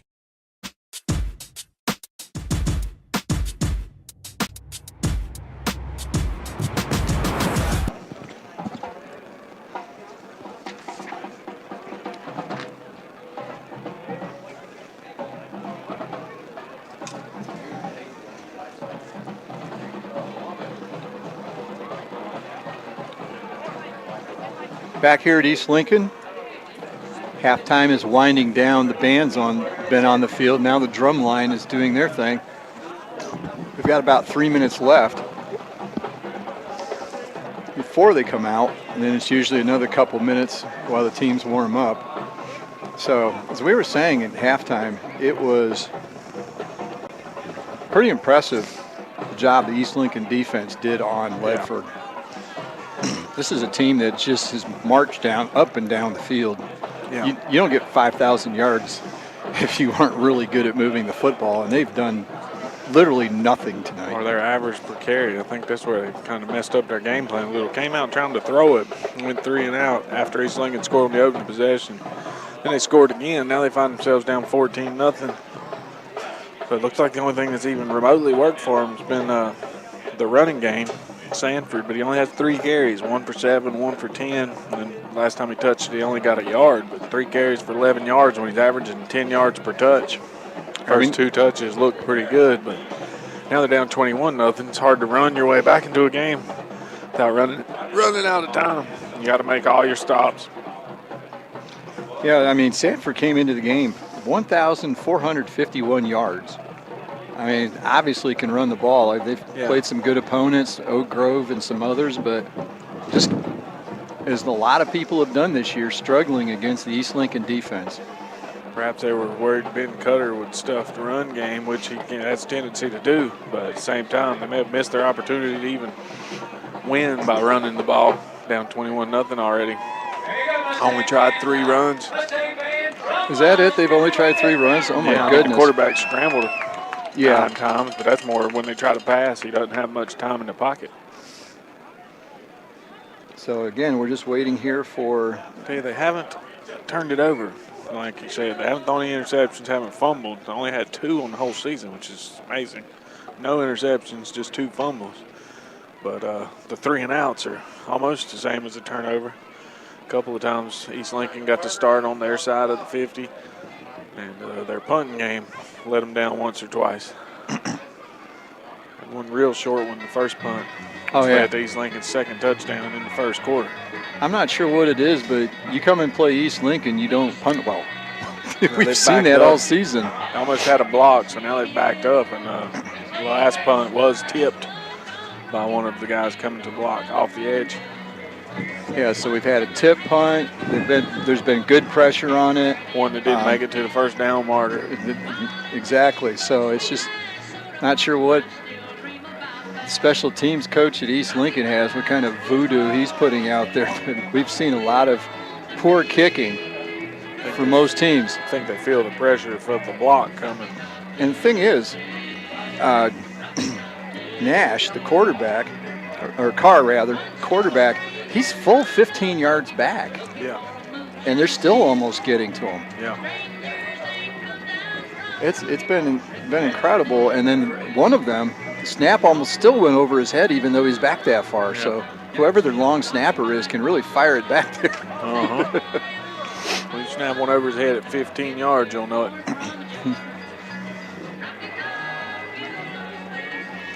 East Lincoln back on the field getting loose now. No sign of Ledford other than special teams. Oh, they're just hitting on the other side of the column here. They're out there in their end zone doing stretches, same as East Lincoln. Pretty cool out tonight, David. Yeah, this is more the football weather we have not seen all season. Definitely got to get warmed up. Back in my home area of Western New York, they're also in the state playoffs. A lot of the schedules have been scrambled pretty good for some reason, especially in the Buffalo area. Teams that are from the Buffalo area, which is Section 6, and Rochester, which is Section 5, they play each other at this round of the playoffs. they're having to move some games and move times. I'm not sure if they're even going to get some of these games in. So we're fortunate here. It may be cold, but at least we're not playing in the snow. There's some ridiculous snow totals. If you haven't heard, they've moved the NFL game between Buffalo and Cleveland to Detroit because currently Bills Stadium in Orchard Park is under 50 inches of snow, 5-0. That's a good bit, shoveling your way out. Got another round of scores, Dave. Yeah, here we go. Nope. Did you get them? That's 17 minutes ago. Did you already announce those? Yeah, we did those. Those are kind of old. I'm trying to look some other places to see if we can get something a little more updated.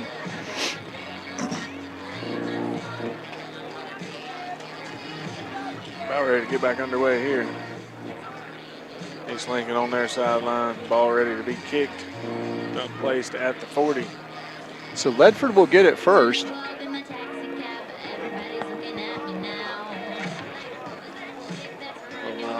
Cyrus jamming out here for us. Oh, that's right. It's Miley. Yeah, I'm getting the crowd hyped. It would have been Taylor Swift, but the Ticketmaster servers crashed. So, wow, that has been a big story this week, too. Miley could be the sub of the game. Just the amount of things I've heard people complain about Ticketmaster and trying to get Taylor Swift tickets. Yeah. People sitting on line, they go from 2,000 in line down to 100, and all of a sudden Ticketmaster kicks them out. At least they weren't standing in line. Well, yeah, sometimes technology isn't a good thing. It's supposed to make things better. I'm not sure it always does.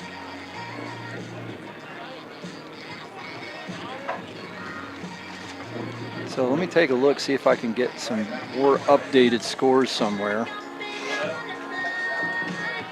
Yeah, we got our score here. Up the road in Maiden, Maiden now leads 24-7, and that's the halftime score there. Creston South Point is being shown as 14-all at halftime. And West Charlotte Kings Mountain, West Charlotte leads 12-7, that's at halftime. And Salisbury at Burns with a field goal right before halftime, and they're up 17-13. So that's all the scores from teams around this area. And we're about ready for the second half kickoff. Back will be Walker and White for the Panthers. Chris Milletta will kick off for East Lincoln. There's the kick, high, deep. Caught at the 10-yard line by Walker. He's got a head of steam, goes upfield, gets just about to the 30-yard line and is dragged down, so a return of almost 20. And Ledford will have it 1st and 10 at the 30-yard line. Kickoff return by number 20, Cameron Walker, brought down by number 17, Taylor Rasmussen. Tackle made by Taylor Rasmussen for East Lincoln. Number 82 held him up originally. Whoever tried to block him just whiffed. Oh, Braylon Smith. So a good play by Smith. Slows him up. Yeah, barely got a little piece of him. Supposed to have blocked him. That didn't happen. So 1st and 10, Panthers have it, 30-yard line. They are going left to right. Carr takes it, hands off to Sanford, gets to the line of scrimmage, runs into the pile. Yep. Maybe gets a yard. Well, they might do another generous spot here. We've had those. Call it 2. We'll call it 2. So he gets to the 32, 2nd and 8.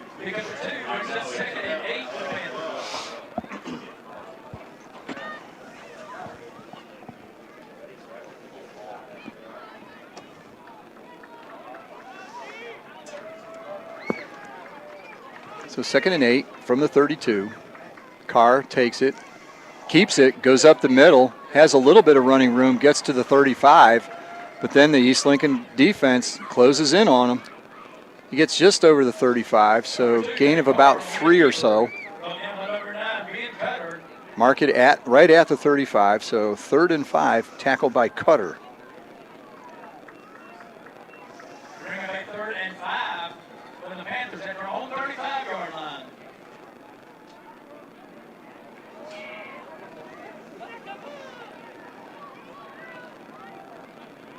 It's Ledford taking their time. They're not in any hurry. 5 on the play clock. Snap. Kept. Passes out the side. It's caught by number 11, Cannon Roberts. Nice little out pattern. And it'll be a first down. Roberts catches it, wheels around a defender, gets down the sideline all the way to, he stepped out of bounds at the 41, but it will be a first down. And the first time Ledford has been in East Lincoln territory. Ball at the 46 as they get a Turner Hauser Insurance first down. Biggest play of the night by far for Ledford. It's almost as much offense as they had in the first half. Yep, actually is. Carr keeps it, fakes to Sanford, runs to the right. Slowed up out on this by Roseboro. And then Marcel Johnson is able to race down from behind and make the tackle. Roseboro slowed him up. Johnson with good pursuit. Pick up a 5 on the carry. It's going to bring up 2nd and 5 for the Panthers.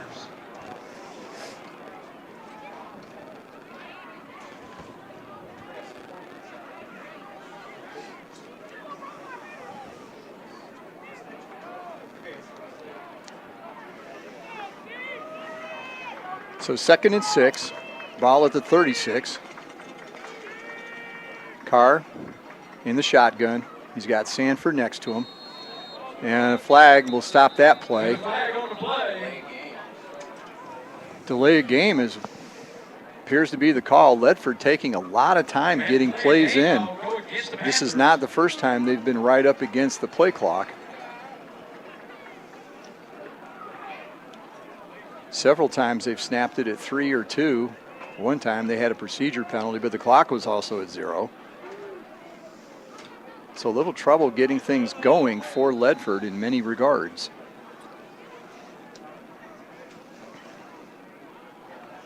There's a 2nd and 5 into 2nd and 10.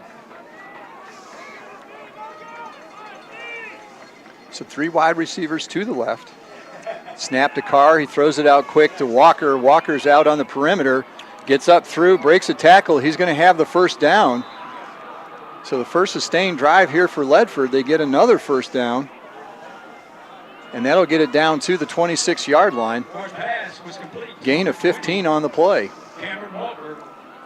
He's brought down by number 55, Aiden Terrell. 15-yard gain after a pass that maybe went a half yard forward. So a good run by Walker. It'll be 1st and 10 Panthers at the Mustangs. And another first down for Ledford.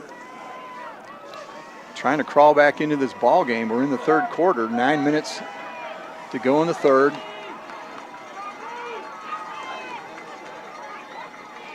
Carr back to pass. He's being chased. He gets out of the pressure, maybe makes his way back to the line of scrimmage to avoid the sack, but that's about it. Lost a yard. Jason says he did not avoid the sack. Nope, backing him up. Carr on the keeper. Brought down by number 55, Aiden Terrell. Also 1 on the play. It's going to bring up 2nd and 11 for the Panthers.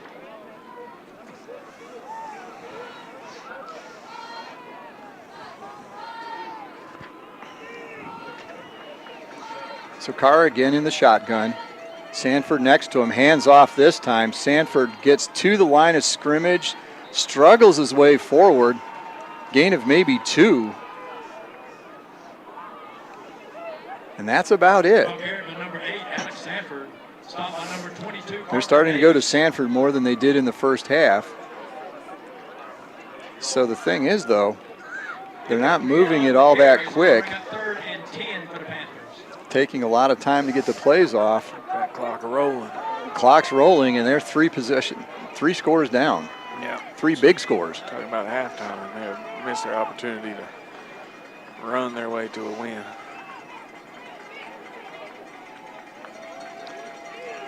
Carr's back, pressured, flushed out of the pocket, works his way forward, but again, only to about the line of scrimmage, maybe a touch more.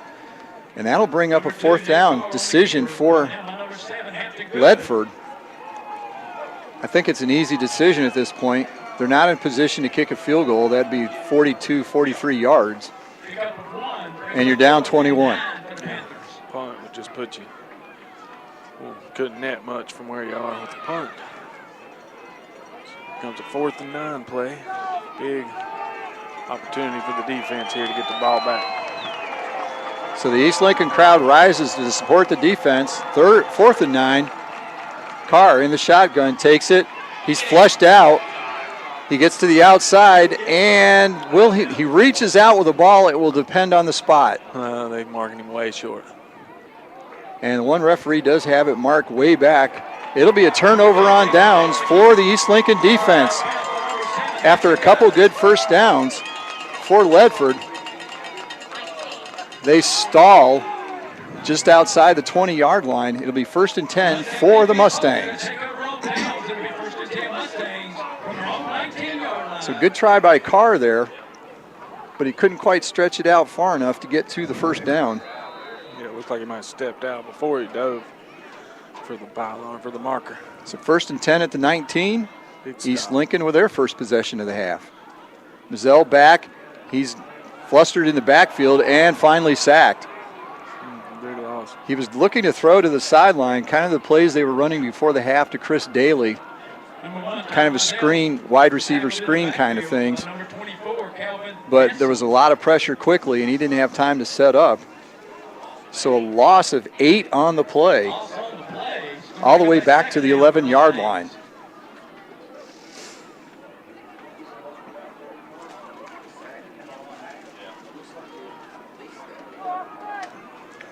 So 2nd and 18. Just under halfway through the third quarter. Daly takes it, works his way to the outside on the right. That was the ground. He's tackled, gets out to about the 15-yard line. Ball squirts out, but he was clearly already down. So he gets to the 15, gain of 4. That'll bring up 3rd and 14. Pick up a 4 on the play. It's going to bring up a 3rd and 14 for the Mustangs.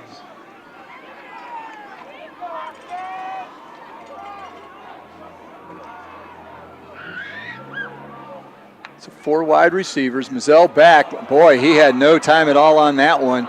Shooting in from the outside as a linebacker.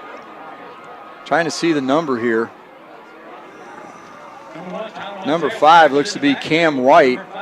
He came in untouched from the right side. Mazzell had no time at all. And it'll be 4th down and very long for the Mustangs.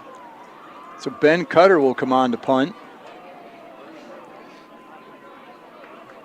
He'll need to kick it about 20 yards or so just to get to the first down marker.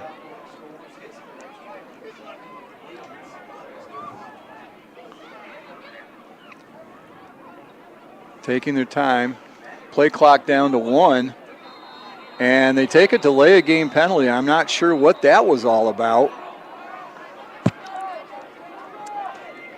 They stood there for a good 10 seconds. Looked like they were ready, but the snap never goes. So it'll be half the distance to the goal. That puts it back at the 4-yard line. And Cutter's going to be standing just inside the end line. You know, he likes to run a little bit forwards, too, before he kicks it. He's not going to have much room. Yeah, got people coming off the edge. High snap, kick. Nice kick. Gets it out there well. Out to the 40, bouncing around. Receiver falls on it. That was Ethan Hairston back. But it'll be good field position for the Panthers. They'll have the ball at about the 39-yard line of the Mustangs.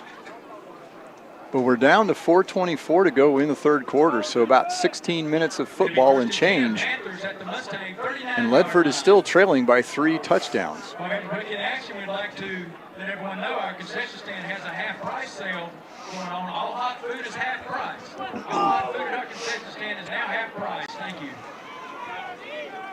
So 1st and 10.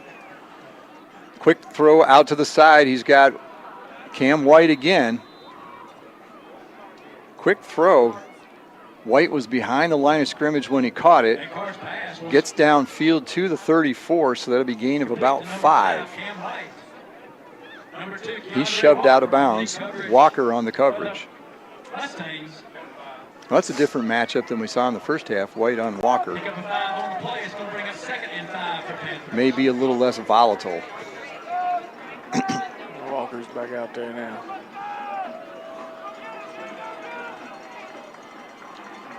Snap to Carr. Keeps it. Goes over the left side. He got close to the first down. Then he's walloped backwards. So he'll be short. He gets to the 31-yard line, so gain of 3. That should make it 3rd and 2. Diego Niera, along with others, stood him up when he got to the 31 and shoved him backwards.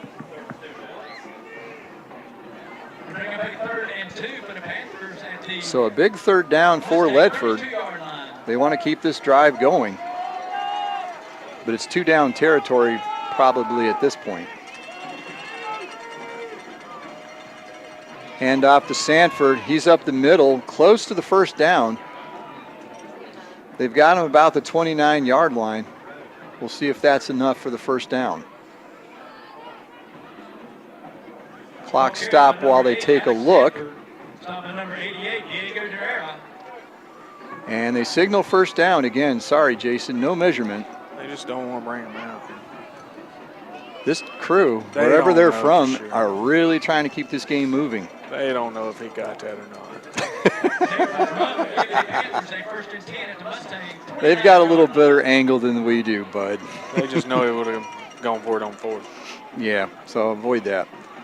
Carr on the quarterback keeper, rolls around the left side, works forward. Man, gets hit hard a couple times and then really slammed to the ground. He wasn't sliding, was he? No, and now a flag goes up late. Somebody talking trash over here after the play. Well, you said Walker and Walker were back together on the far side. That's been a sideshow all night to the regular game. Ledford. I bet this one will go against East. Could be offset, but I'm not sure. One of the players for East turned around, looked at one of his teammates, and had his arms out like, how'd they call that on me? So we'll have to see. It's going to go against East. Personal foul on East. Any personal foul call go against the Mustangs. So it's on Walker from the looks of things. Got to get their composure here. They had him stuffed pretty well for most of the night. Now Ledford's starting to get something going, and East is helping the cause with penalties. It's only hockey. They could have just fought it out in the first quarter and been done with it.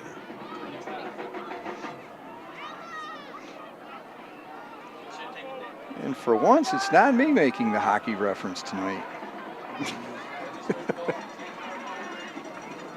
So the personal foul will put the ball down at the 11-yard line, it looks like. So first down for Ledford. They can get another first down without scoring. We'll see if East can put up another goal line or red zone defense like they did last week against Tuscola. 3 wide receivers. High snap. Sanford takes it. He's through the line of scrimmage on the right side. And now we've got a rugby scrum going. He never did go down. He gets down to about the 6-yard line, so a gain of 5 before about 16 of the 22 players on the field were in on the end of the play.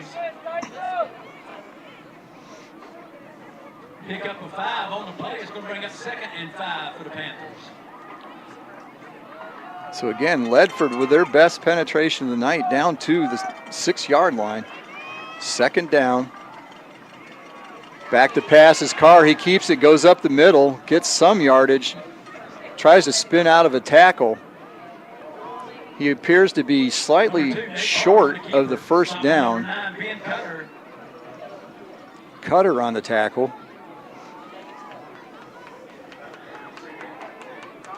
So they've got it on the 2-yard line. Be 3rd and 1. Brings up a 3rd and 2 for the Panthers. So 3rd and 2. They can get a first down. Sanford up the middle. Not much there, but he may be close to the first down. Let's see where they mark the ball. Yeah, he's going to be short by about a yard. Okay, number 8, Alex. So he gets a yard on the play before, again, East Lincoln stacks him up. That's Sanford. That was Sanford. 4th and 1 from the 3-yard line. So again, shades of last week against Tuscola. Cover 0, bring the house. So at the line of scrimmage, Carr, man in motion. Carr keeps it, goes left, works his way in, and he may have the first down. He's short of the end zone. They're going to give him a But he will have the first down. He gets there, but not by much. It's bull. Terrible call. But the clock is running. We're inside 30 seconds to go in the 3rd quarter, and they still have not scored. Down 3 touchdowns. Less time on the game clock than the play clock, so play clock's not of importance. 10, 8, 7. This time it's Carr up the middle. And again, this time they signal touchdown. Flags are going up everywhere. My goodness. It looked like fireworks with all the flags going off in the end zone. So Carr carries it in for the touchdown. They call it on East, that's bull. The defender went running up to the safety and ended up getting slammed to his back, and they're going to call it on the safety. Well, let's see what they do, because there was a player being pulled away for Ledford by one of his teammates as the flags were going up. While the play was live, trying to block somebody in the back of the end zone, and he got knocked down for his trouble. I guess he knocked him down too hard. There's a conference in the back of the end zone. That's the call, knocked him down too hard. He was in his face. It's like when somebody tries to face guard you in basketball. It's like there's nothing going on here. Get off me. Another personal foul against East Lincoln. That's a bad call. They called him for knocking him down too hard.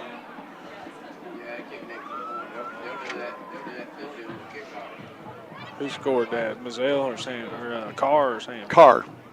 Carr with the touchdown. He just kept it over the left side. 2-yard touchdown run. So it's a Gates auction touchdown for the Panthers. And on to kick is Diego Ponce Gamez. Hold by Carr. Snap, kick. Kick is up and good. So at the end of the 3rd quarter, the score is East Lincoln 21, Ledford 7. We'll be back with the 4th quarter on the Lincoln County playoff game of the week. We'll be back in 60 seconds. You may wonder what makes us different here at First Federal Savings Bank. We have been intertwined with this community for over 80 years. Here at First Federal Savings Bank, we take pride in Lincoln County, and that's why you see us donating time and resources to local charities and the schools in our community. Being a hometown bank is more than just a saying for us. It's about action and impact in the community in such a way that present and future generations are proud to call Lincoln County home. Stop in and see us here at First Federal Savings Bank today. Equal housing lender and member FDIC.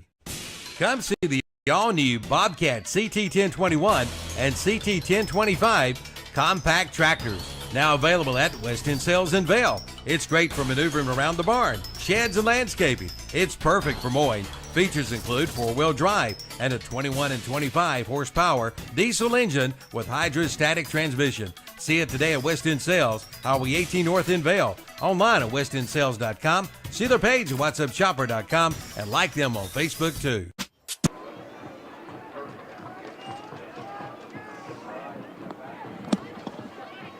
Back at East Lincoln, ready to start the 4th quarter. Last play of the quarter, Ledford finally punches one in the end zone. So it's 21-7. East Lincoln still up 2 touchdowns. But a personal foul call at the end of that touchdown run means Ledford will kick off from the Mustang 45-yard line. So it's a little compressed over on the left side of the field they here. can't do that on the kickoff. They're off balance. You can't have. You can only have 6 guys on either side of the kicker. Okay. They might be trying to onside here with the field position. So Gomez. Yeah, it's onside. Yeah, Gomez will kick.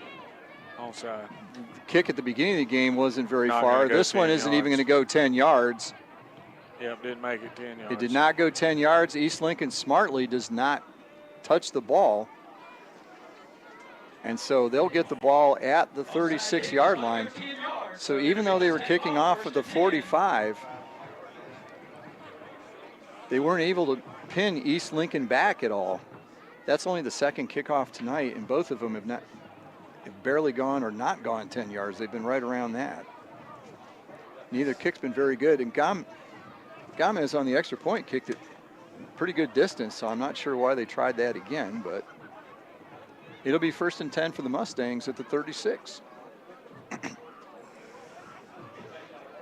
be 1st and 10 Mustangs from our own 36-yard line.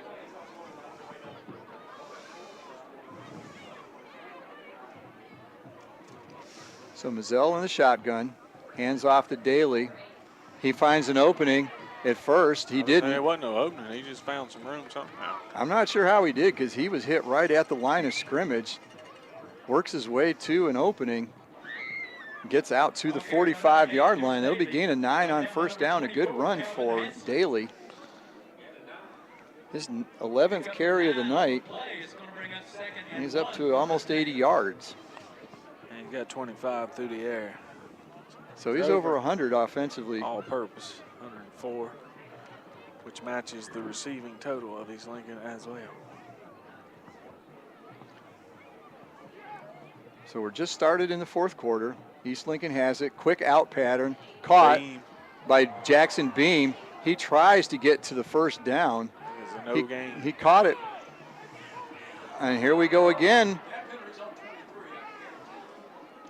Here we go again. A lot of yelling and running the mouth. Beam had trouble getting back to the line of scrimmage. There was good coverage by Ledford, but then after the play, with all the players standing around, somebody said or did something, a flag went up. Question is on who. And they wave it off. Didn't wave it off in the back of the end zone. Nope. So to be 3rd and 1 after no gain on 2nd down. Clock is rolling. Keandre Walker still trying to stretch out that left hamstring in between every play. Yeah, it's ailing him. He's working in decoy mode right now, if I had to guess. Hand off to Daly. He's got an Huge opening hole. across the 50, slips and falls. Huge hole. Could have drove a truck through there. I could have run through there, and I'm slow and old. I could have got that yard. It's 13 instead. He gets 13. I might have got 1.3.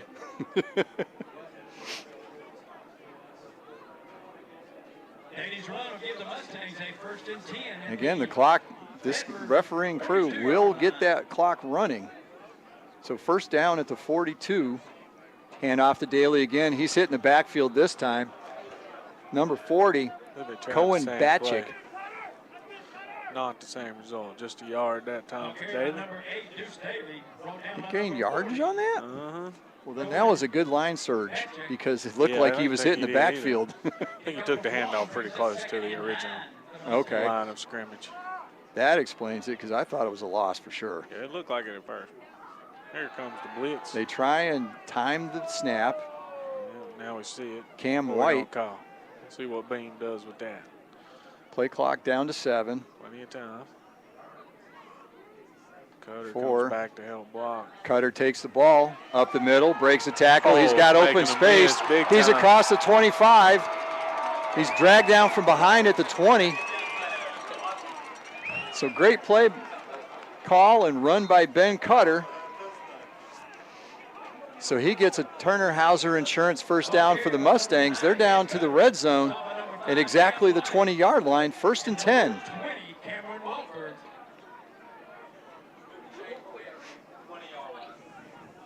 Big Cutter's run will move the chains. It'll be 1st and 10 Mustangs at the Panthers' 20-yard line. They made 3 or 4 people miss. So the clock's running now after they move the chains. 9 minutes to go. East Lincoln taking their time, up 2 touchdowns, but now driving in the red zone. Hand off to Daly again around the right side. He's got an opening, breaks it back up, across the 10-yard line. It'll be 1st and goal for the Mustangs. On carry by number 8, Deuce Daly. He's brought down by number 9, Brian Sanchez-Ortiz. So again, clock going, 8:35. Mustangs up 2 touchdowns, looking for another that could put this game away. Daly goes over 100 on that carry. It's up to 105 now, 14 carries. So he's got an average of 7.5 going. 7.5. I was trying to do it. Showing Ledford how it's done to get the big running plays. They've not been able to do it for the most part. Nope. Mazzell in the shotgun, takes a snap, looks, throws, quick one out. He's got Keandre Walker inside the touch. And they say he slipped down at the 2-yard line. He never went down. That's looks like his foot slipped, but he didn't go down. He didn't slip, but his knee didn't touch down. Throw the red flag. They hosed him on that. You think with an extra referee they'd get a few things extra. They've got 2 right, extra referees tonight. Missing tonight. everything, man. If there's a chance to make a bad call, they'll do it.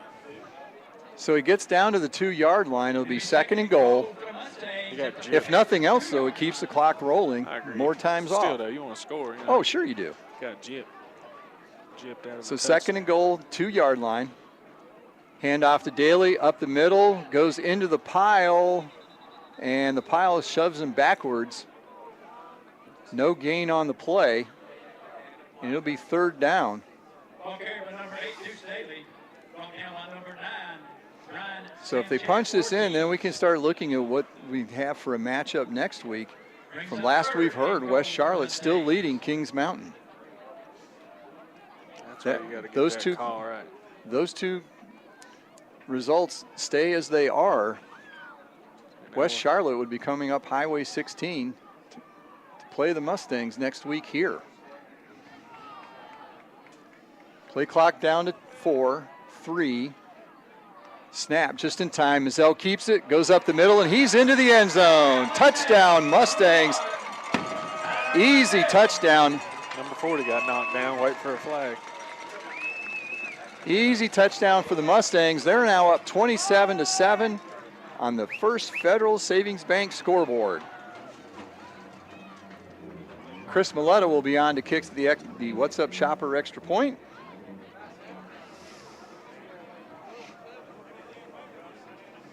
So they'll be up 3 touchdowns with 6.5 minutes to go. And they may have just salted this game away. Snap, hold, kick is up, and Milletta pounds it through again. So with 6:35 to go, it's Mustangs 28, Ledford 7. You're listening to the Lincoln County Game of the Week. We're going to take a 60-second timeout and be back with.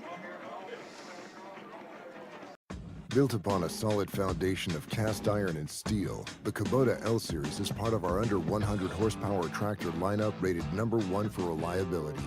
They feature powerful Kubota diesel engines and easy operation. The durable Kubota L-Series. Talk to your local Kubota dealer today to schedule a demo. Go to KubotaUSA.com for full disclaimer. Your Kubota dealer is Parker Farm Service, located at 126 Bessie Drive on Oak Grove Road at the Highway 74 bypass in Kings Mountain. Over 1,000 pre-owned vehicles are available at Classic Volkswagen in Gastonia. They probably have the vehicle you've been looking for. And right now, make no payments for 60 days on the new or used vehicles. And now, take $500 off any new or used vehicle when you mention this radio ad. Yes, this radio ad is worth $500. Be sure to mention it when you arrive at Classic Volkswagen in Gastonia. Located at 4417 Wilkinson Boulevard in Gastonia. Online at ClassicVWGastonia.com. See their page at WhatsAppShopper.com and like them on Facebook too. For the Mustangs, it's picked up by number 20, Cameron Walker. Walker with a really good return. Yeah, I only had 1 or 2 men left to beat. One of them was the kicker, so good they got him down when they did. Yeah. Excellent return. And got a flag. And Jalen Roseborough has been incensed since the play was over. No call. Probably told the referee what he thought about it. He may have even got ejected. I don't know if he's ejected, but Coach Lubowitz just pointed at it, and I don't think they're going to let him back out on the field. Hide his helmet. Take his helmet, sit him down. Number 5 So hurt on the play. Riley Shropshire was the injured player back at the 30-yard line.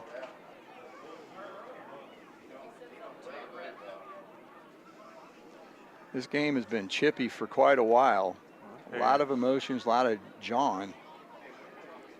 Most of the penalties have ended up on East Lincoln. Here's another one.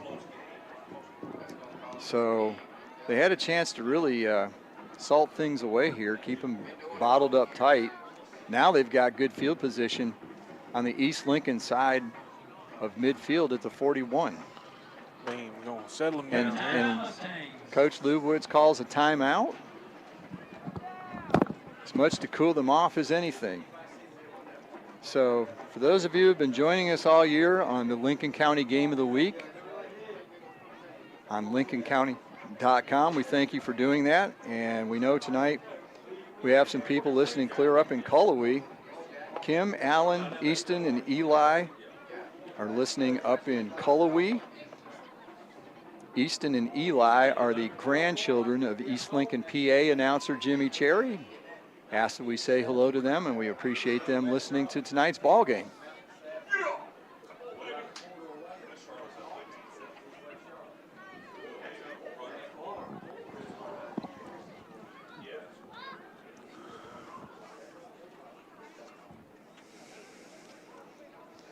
So we're trying to get some scores from some of the other games, especially the Kings Mountain. 19-7, West Charlotte. Ooh, thank you. More 19-7, West Lincoln, Charlotte. Having another home game. So we may be back here day after Thanksgiving. We never thought that. Didn't know that West Charlotte team played such good competition. They are certainly battle tested, that's for sure. So first down for Ledford. Carr back to pass, looks, throws. He's got a receiver. It's number 11, Cannon Roberts. Roberts catches it, gets out of bounds after getting the first down. Gain of 11. He's brought down by number 14, Landon Gleason. Landon Gleason on the coverage. Roberts stepped out of bounds to kill the clock. It'll be first and 10. Panthers at the Mustang 31-yard line. So a 58-yard touchdown run is what we're hearing for West Charlotte. Caught that as well. And Burns is trailing. So teams from down there in Cleveland County struggling here tonight. Back to pass. Carr steps up. There may have been a quarterback draw. See, how did they not see that? Yeah, he saw it. He saw it. Back, he did. He was kneeling for sure. About 2 yards short of the line of scrimmage. So Carr keeps it, and like Mazzell loses traction. Man, check their spikes. Or cleats or whatever they're wearing. Might want to go to a little longer tread. They've been having some trouble with footing coming out with the ball. Put the chains on. Carr back, sits in the pocket. Now he's flushed out to the left. He's being chased. Oh, he gets missed. Marcel Johnson almost had him in the backfield. He throws downfield, incomplete. Cutter was about to knock him into the third row. Good thing he pulled up, because they would have called it. That ain't one you want to step into, though. He threw it away on the run. Yep. Where only his guy could get to it. Had already narrowly escaped a sack. Diving lineman got his shoestring, but couldn't bring him down.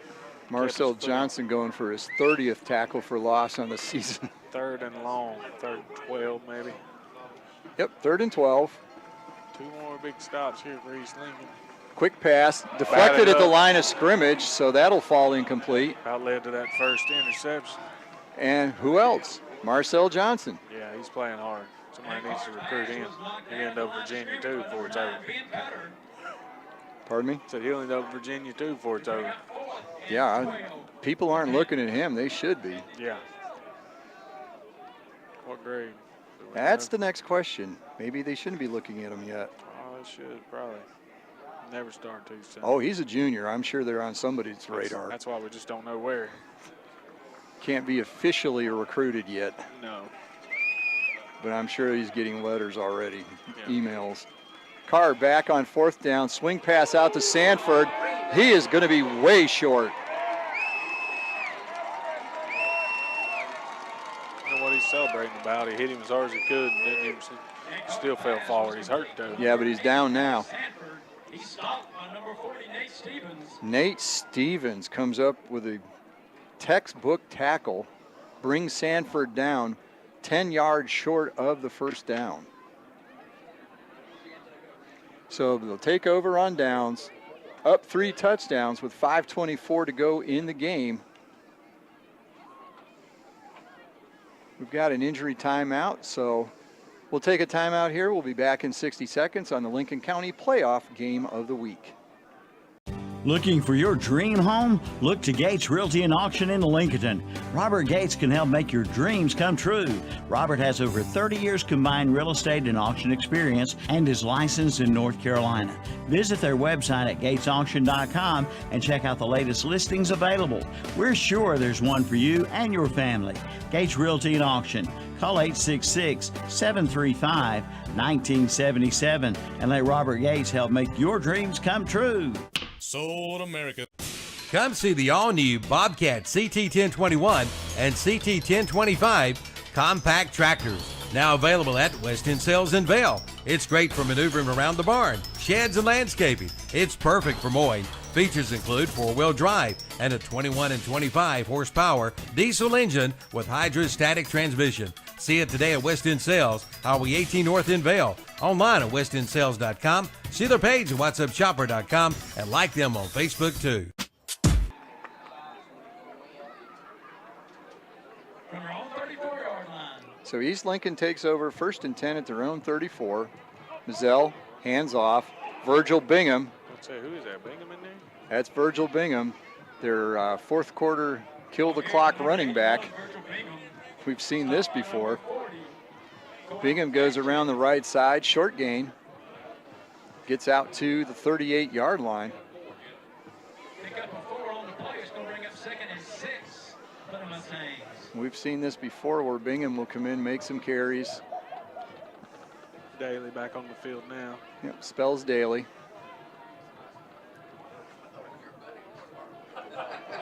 Play clock down to 8. East Lincoln is going to milk it for all it's worth. They will not stand. 2, 1. Not in time. They take the delay of game penalty. I'm not sure why. They were lined up in time. Yeah, started the motion way too late. I think it was going to be that counter to cutter. Yeah. Now, if nothing else, this gives Coach Lubowitz plenty of things to grill them about during the week, especially the penalties. Yeah. There have been a lot of uncalled for penalties on the Mustangs, but they've been far enough ahead they can weather that storm. Yeah, you just got to know when you're winning in a playoff game that the other team got nothing to lose.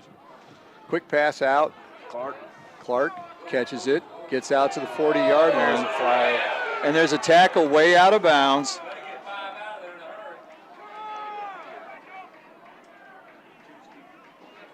Number 5, Cam White, with a late hit over the sideline in the East Lincoln bench. They are able to get him out of there, but flags fly. And I think you'll see a personal foul against Cam White. Give Clark how many yards you say on the reception? Maybe 5. And White's back over the bench in front of the East Lincoln bench. They're trying to get, I think, lost a piece of equipment in the process, so they get that for him.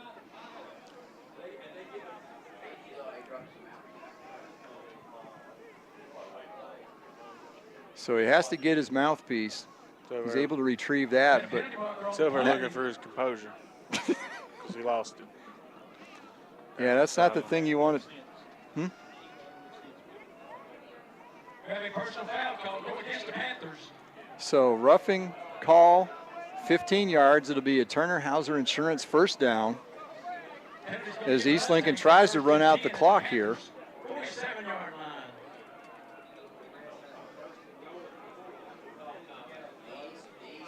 line. So East Lincoln has taken a timeout. 4:24 to go. East Lincoln up 28-7, just 4 and change to go, and they're trying to milk the clock and get to the 4th round of the playoffs. I think I'm hearing over there the Crest is on the 1st and goal on the 4, 20-21, losing to South Point. They're looking like a last-second score. They can kick a field goal from there as long as they don't lose it. Barnes. We knew that was going to be a barn burner. The first one was. Barring a huge stop or a missed kick by Crest. Looks like Crest may come away from that one. Juniors, Emerson.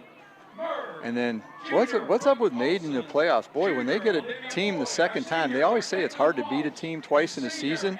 They have no problem beating conference foes in the playoffs in the second round. Last year, they scored with less than 4 seconds to go, I believe, at West Lincoln. It was late. It was like almost the last play of the game. And then West Lincoln goes to play Maiden in the playoffs, gets beat 47-7. Fast forward to this year, Bunker Hill only loses by 3 to Maiden, and they're getting cooked up there tonight. Saved good football for the playoff. Daly takes the handoff, runs over a defender out on the perimeter. 20 Walker, he was not looking away. Contact there. Walker tried to make the tackle and got bulldozed. He got deuced. They call him Deuce Staley. Burns has scored and taken the lead. So games south of here have been a lot closer than what we've seen here.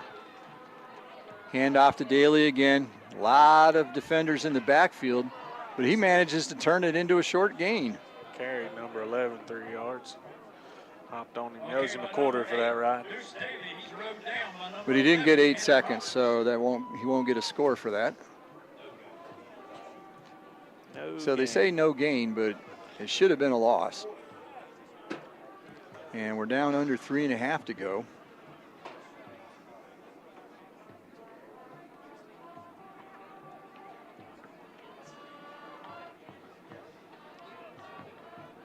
Taking a lot of time. Play clock down to 5. East milking it for all it's worth. Mazzell back, throws. He's got a receiver, but flags flew from the umpire. That's usually a holding call in that position. Number 72. Illegal man downfield? Number 72 had wandered a little too far. That's interesting because he went back and threw that pretty quick. It's hard for somebody to get that far downfield. Is it 3 yards here like it is? Yeah, he was 5 yards down. Was he? He was in the linebackers. Just got lost out there. Yeah, 6 minutes to go down there at Crest South Point.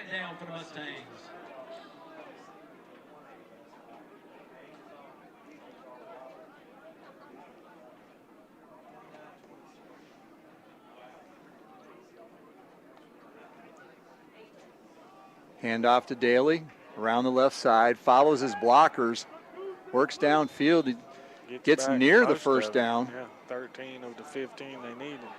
And now another set of late flags. This one's getting out of hand.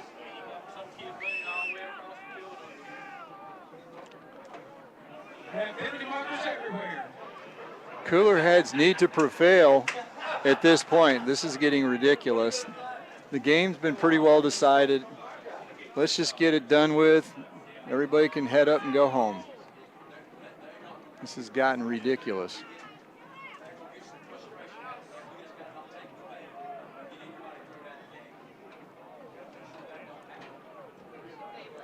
They do not need to have any more of these issues.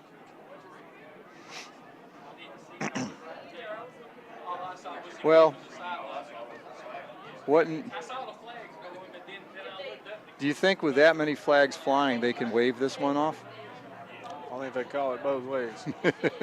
Everybody's just trying to get a shot at number 20. And now we've the got other some of the half East Walker Lincoln and players walking towards the Ledford bench. I'm sure there's things being said on both sides. At this point, I think the referees need to just get the clock going and end this. Offset. Unsportsmanlike conduct. No, he kind of motioned like it's going to be offset, but then he eventually calls it against Ledford. 13-yard gain on the run, going to tag 15 onto that. That'll get him right up into inside the 10. And we're to the point now. I mean, they've got timeouts and all, but if they're smart, I don't think they'll call them. Just take a knee. Get this done. Keep all of your players from getting in trouble.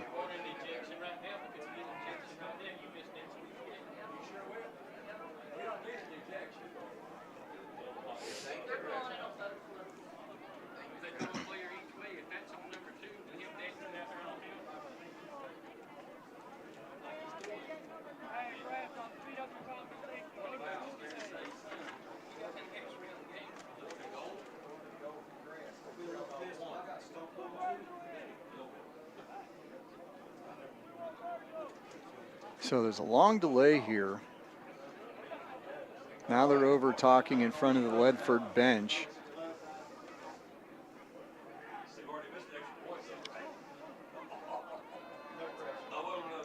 So the penalty is going to be marked off against Ledford. Unsportsmanlike conduct. That's going to put the ball inside the 15-yard line. Again, 2:23 on the clock. For a game that's been moving very fast, this fourth quarter's been very slow because of all the stoppages for penalties. I was on about the 13.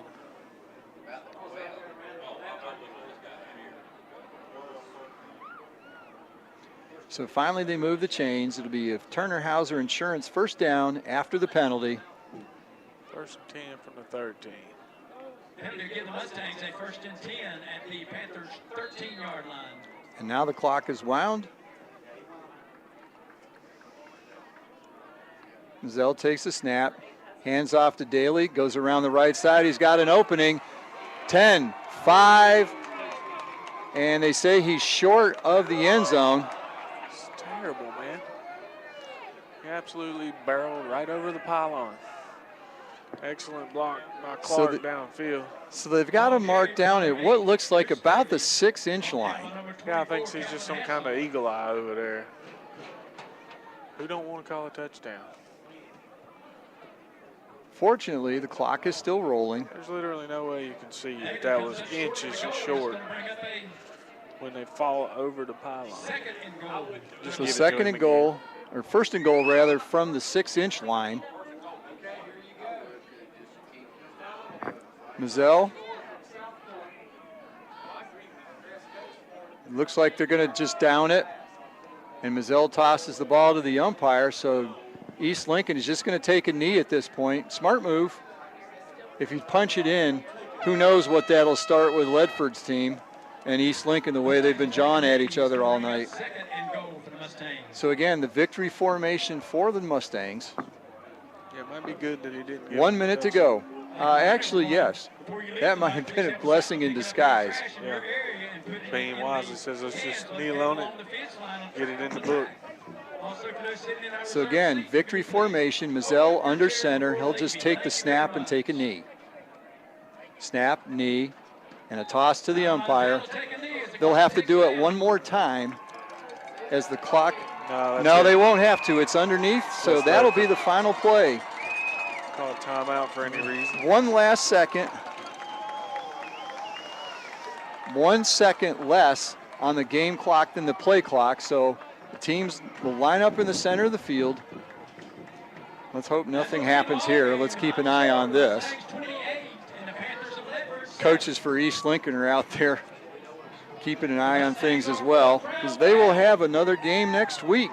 Yep. 3, 2, 1, and that is it. Final score, East Lincoln 28, Ledford 7. East Lincoln goes to 13-0, and they will advance to the 4th round of the playoffs next week. We'll let you know where they will be. We're going to try and get a score from Kings Mountain, West Charlotte, and we'll let you know where the Mustangs will play next week. So we'll take a 3.5-minute timeout here, and then we'll get ready for the stadium postgame show. You're listening to the Lincoln County Playoff Game of the Week. Hey, I'm Joey Logano, and if you're looking for affordable quality equipment, James River delivers. Whether you're mowing your lawn, hauling material, or baling hay, James River has the John Deere mowers, tractors, Gator utility vehicles, and implements you need to get it done fast. Plus, with low-rate financing and big cash rebates, James River makes owning a John Deere just as easy as it is to operate. Request a quote online at jamesriverequipment.com. James River delivers affordable quality. You may wonder what makes us different here at First Federal Savings Bank. We have been intertwined with this community for over 80 years. Here at First Federal Savings Bank, we take pride in Lincoln County, and that's why you see us donating time and resources to local charities and the schools in our community. Being a hometown bank is more than just a saying for us. It's about action and impact in the community in such a way that present and future generations are proud to call Lincoln County home. Stop in and see us here at First Federal Savings Bank today.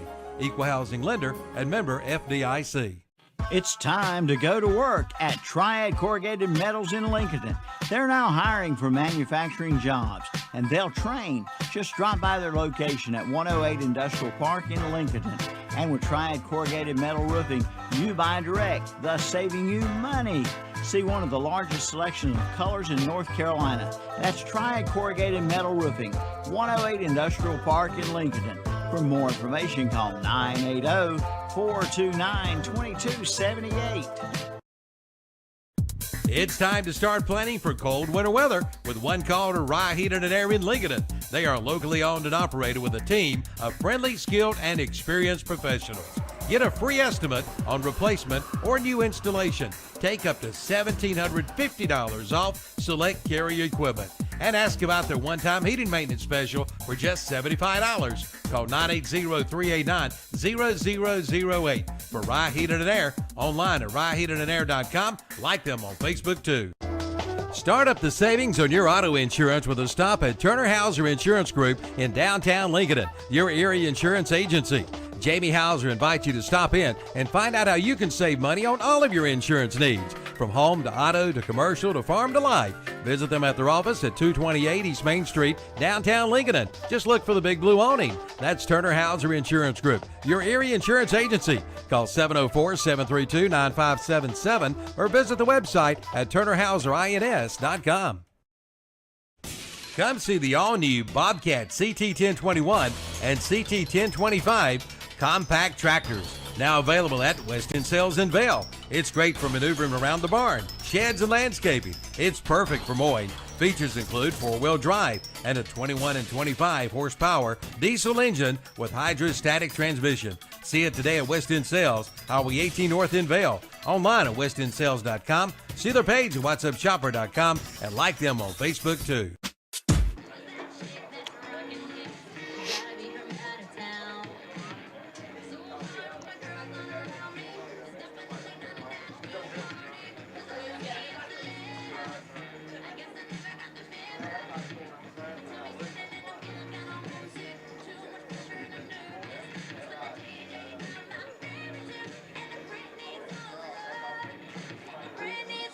Back at East Lincoln, it's time for the Stadium Postgame Show, brought to you by United Bank, with locations in Lincolnton, Boger City, Denver, and Vail. So as we wrap it up here, East Lincoln wins 28-7, and the good news so far is it's into the fourth quarter. West Charlotte leading 19-7 over number 1 Kings Mountain. So if that result holds, West Charlotte will come up Highway 16 and play in Denver against the Mustangs next Friday night after Thanksgiving. So, next up is a recap of the game brought to you by Kiefer Pharmacy of Lincolnton. Jason, take it away. All right, we'll go with Ledford first. Not a lot to say. They were pretty much shut down offensively. They only had 50 yards rushing, 8 carries by Sanford for 23 yards. Carr, 20 carries, the quarterback, for 23 yards and a long touchdown late in the third quarter. Actually, its time ran out in the third quarter. And that'll do it for the Ledford rushing attack. They threw for 76 yards, 9 completions. Leading receiver was Roberts with three receptions for 42 yards. White had 3 for 16 yards. Hairston, a lone reception for 2 yards. Sanford, lone reception, 2 yards. And number 20, Walker, caught 1 pass for 14 yards. That is all the offense Ledford was able to get going tonight against East Lincoln. The 1 score, a 1-yard rush by the quarterback, Carr. East Lincoln, on the other hand, scored 4 times, twice in the first quarter. Daly led the way on the ground, 19 carries for 150 yards. Moselle behind him, 27 yards on 14 carries. Cutter, 29 yards on 4 carries. And they each had 1 touchdown apiece on the ground. Daly had 1. He was the first scorer of the game, 12-yard run with 9:34 left in the first. Cutters came later in the first quarter. It was a 1-yard punch in, 2:44 left. And the final rushing touchdown by Moselle in the fourth quarter was 6:35 to go, just a 2-yard run in for Moselle. Lone passing touchdown came in the second from a 7-yard pass from Moselle to Good. Good's only reception of the game, but a big one, a touchdown, which brings us to the passing game. 11 completions for 112 yards. Clark, your leading receiver, 4 catches for 48 yards, but no touchdowns. Walker, 2 for 15. Beam, 2 for 22. Good, the 1 big reception, 7-yard touchdown, and Daly had a pair at the end of the first half for 25 total yards receiving. That rounds out the East Lincoln offense. And 4 touchdowns, wins tonight, 28-7 over Ledford. They are going to the, what would it be, the regional championship, the 4th round, Eastern. Regional semis. Regional semis. Because the 5th round would be the regional finals. They play whoever comes out of the West Henderson side of the bracket. So that's the Kiefer Pharmacy of Lincolnton recap of the game. So let's take a look at some of the player awards here. First off, we'll start out with the sub of the game, brought to you by Subway of Boger City. All right, who do we always give that to? The kicker who's filling in for? Yeah, for the second week in a row, Chris Milletta comes on. 4 for 4. 4 for 4, 5 for 5 last week. Good kickoffs. Getting it back, letting his coverage team do the work. So doing an excellent job. And my understanding is the JV kicker's pretty good too. So East Lincoln with an abundance here of kickers. And so that's Chris Milletta is the Subway of Boger City sub of the game. Next up, the offensive player of the game, brought to you by Rhodes and Beal Oil Company of Lincolnton. Offensive player of the game tonight is going to go to Daly. Deuce Daly, 150 yards on the ground, actually had 25 through the air for 175 all-purpose yards and a touchdown. He's your Rhodes and Beal Oil Company offensive player of the game tonight. Deuce Daly, the running back. Sophomore running back, no less. Doing a great job. He's really stepped up this season for the Mustangs. The defensive player of the game is brought to you by Triad Corrugated Metals of Lincolnton. Giving that one tonight, number 24, Marcel Johnson. He's all over the field defensively. Several drops for a loss of the quarterback, Carr. He was dropped for a loss no less than 6 times tonight. Had another instance where he had no gain, 1 yard, 2 yards here and there. So Marcel Johnson shutting the running game down. Yeah, really leading the charge. Yeah. I mean, he gets through that line and disrupts things. Tip that pass. He may not make the play, but then he's got things so disrupted, it makes it the rest of the defense can swarm in and get the job done. He does make a play too. Yes, he does. When he don't, he still causes it to maybe not go as they drew it up. Marcel Johnson tonight's defensive player of the game, brought to you by Triad Corrugated Metals of Lincolnton. And that brings us to the overall player of the game, brought to you by Rye Heating and Air of Lincolnton. And a few choices possible there, but definitely going to have to give this one to Moselle. He accounted for 2 touchdowns tonight. He had a 7-yard touchdown pass at the end of the second quarter. Moselle to Good. He threw for 112 yards, rushed for 27 yards, and another touchdown, the final touchdown of the night, a 2-yard run with 6:35 left in the fourth that all but put it out of reach made it 28-7 East Lincoln, and that's how it ended. So tonight's overall player of the game, brought to you by Rye Heating and Air of Lincolnton, goes to Mazzeo, quarterback for East Lincoln. So that shall wrap things up from here. Ledford's season has ended. They are 11-2, losses to Oak Grove and to East Lincoln. That knocks them out of the playoffs. Great season. Yeah. Comes to an end. For East Lincoln, they have made it to lucky 13-0. They are now undefeated at 13-0, going to the fourth round of the playoffs. It still looks to be West Charlotte to be the opponent, and it will be here. We'll get that finalized here. If you listen to the post-game show on KTC Broadcasting, you can find out for sure what's going on. So again, the final here is 28-7. East Lincoln's the winner. We thank you for joining us on the Lincoln County Game of the Week. It's a production of KTC Broadcasting. I'd like to thank Kevin and JP back in the studio for running things back there. Here at the ballpark, I'm Dave Potter, joined by Jason Sane. We thank you for joining us. Join us next Friday as we bring you the next East Lincoln playoff game in the fourth round. So thank you for joining us, and good night. Come see the all-new Bobcat CT1021 and CT1025 compact tractors, now available at West End Sales in Vail. It's great for maneuvering around the barn, sheds, and landscaping. It's perfect for mowing. Features include four-wheel drive and a 21 and 25 horsepower diesel engine with hydrostatic transmission. See it today at West End Sales, Highway 18 North in Vail. Online at westendsales.com. See their page at whatsupshopper.com and like them on Facebook too.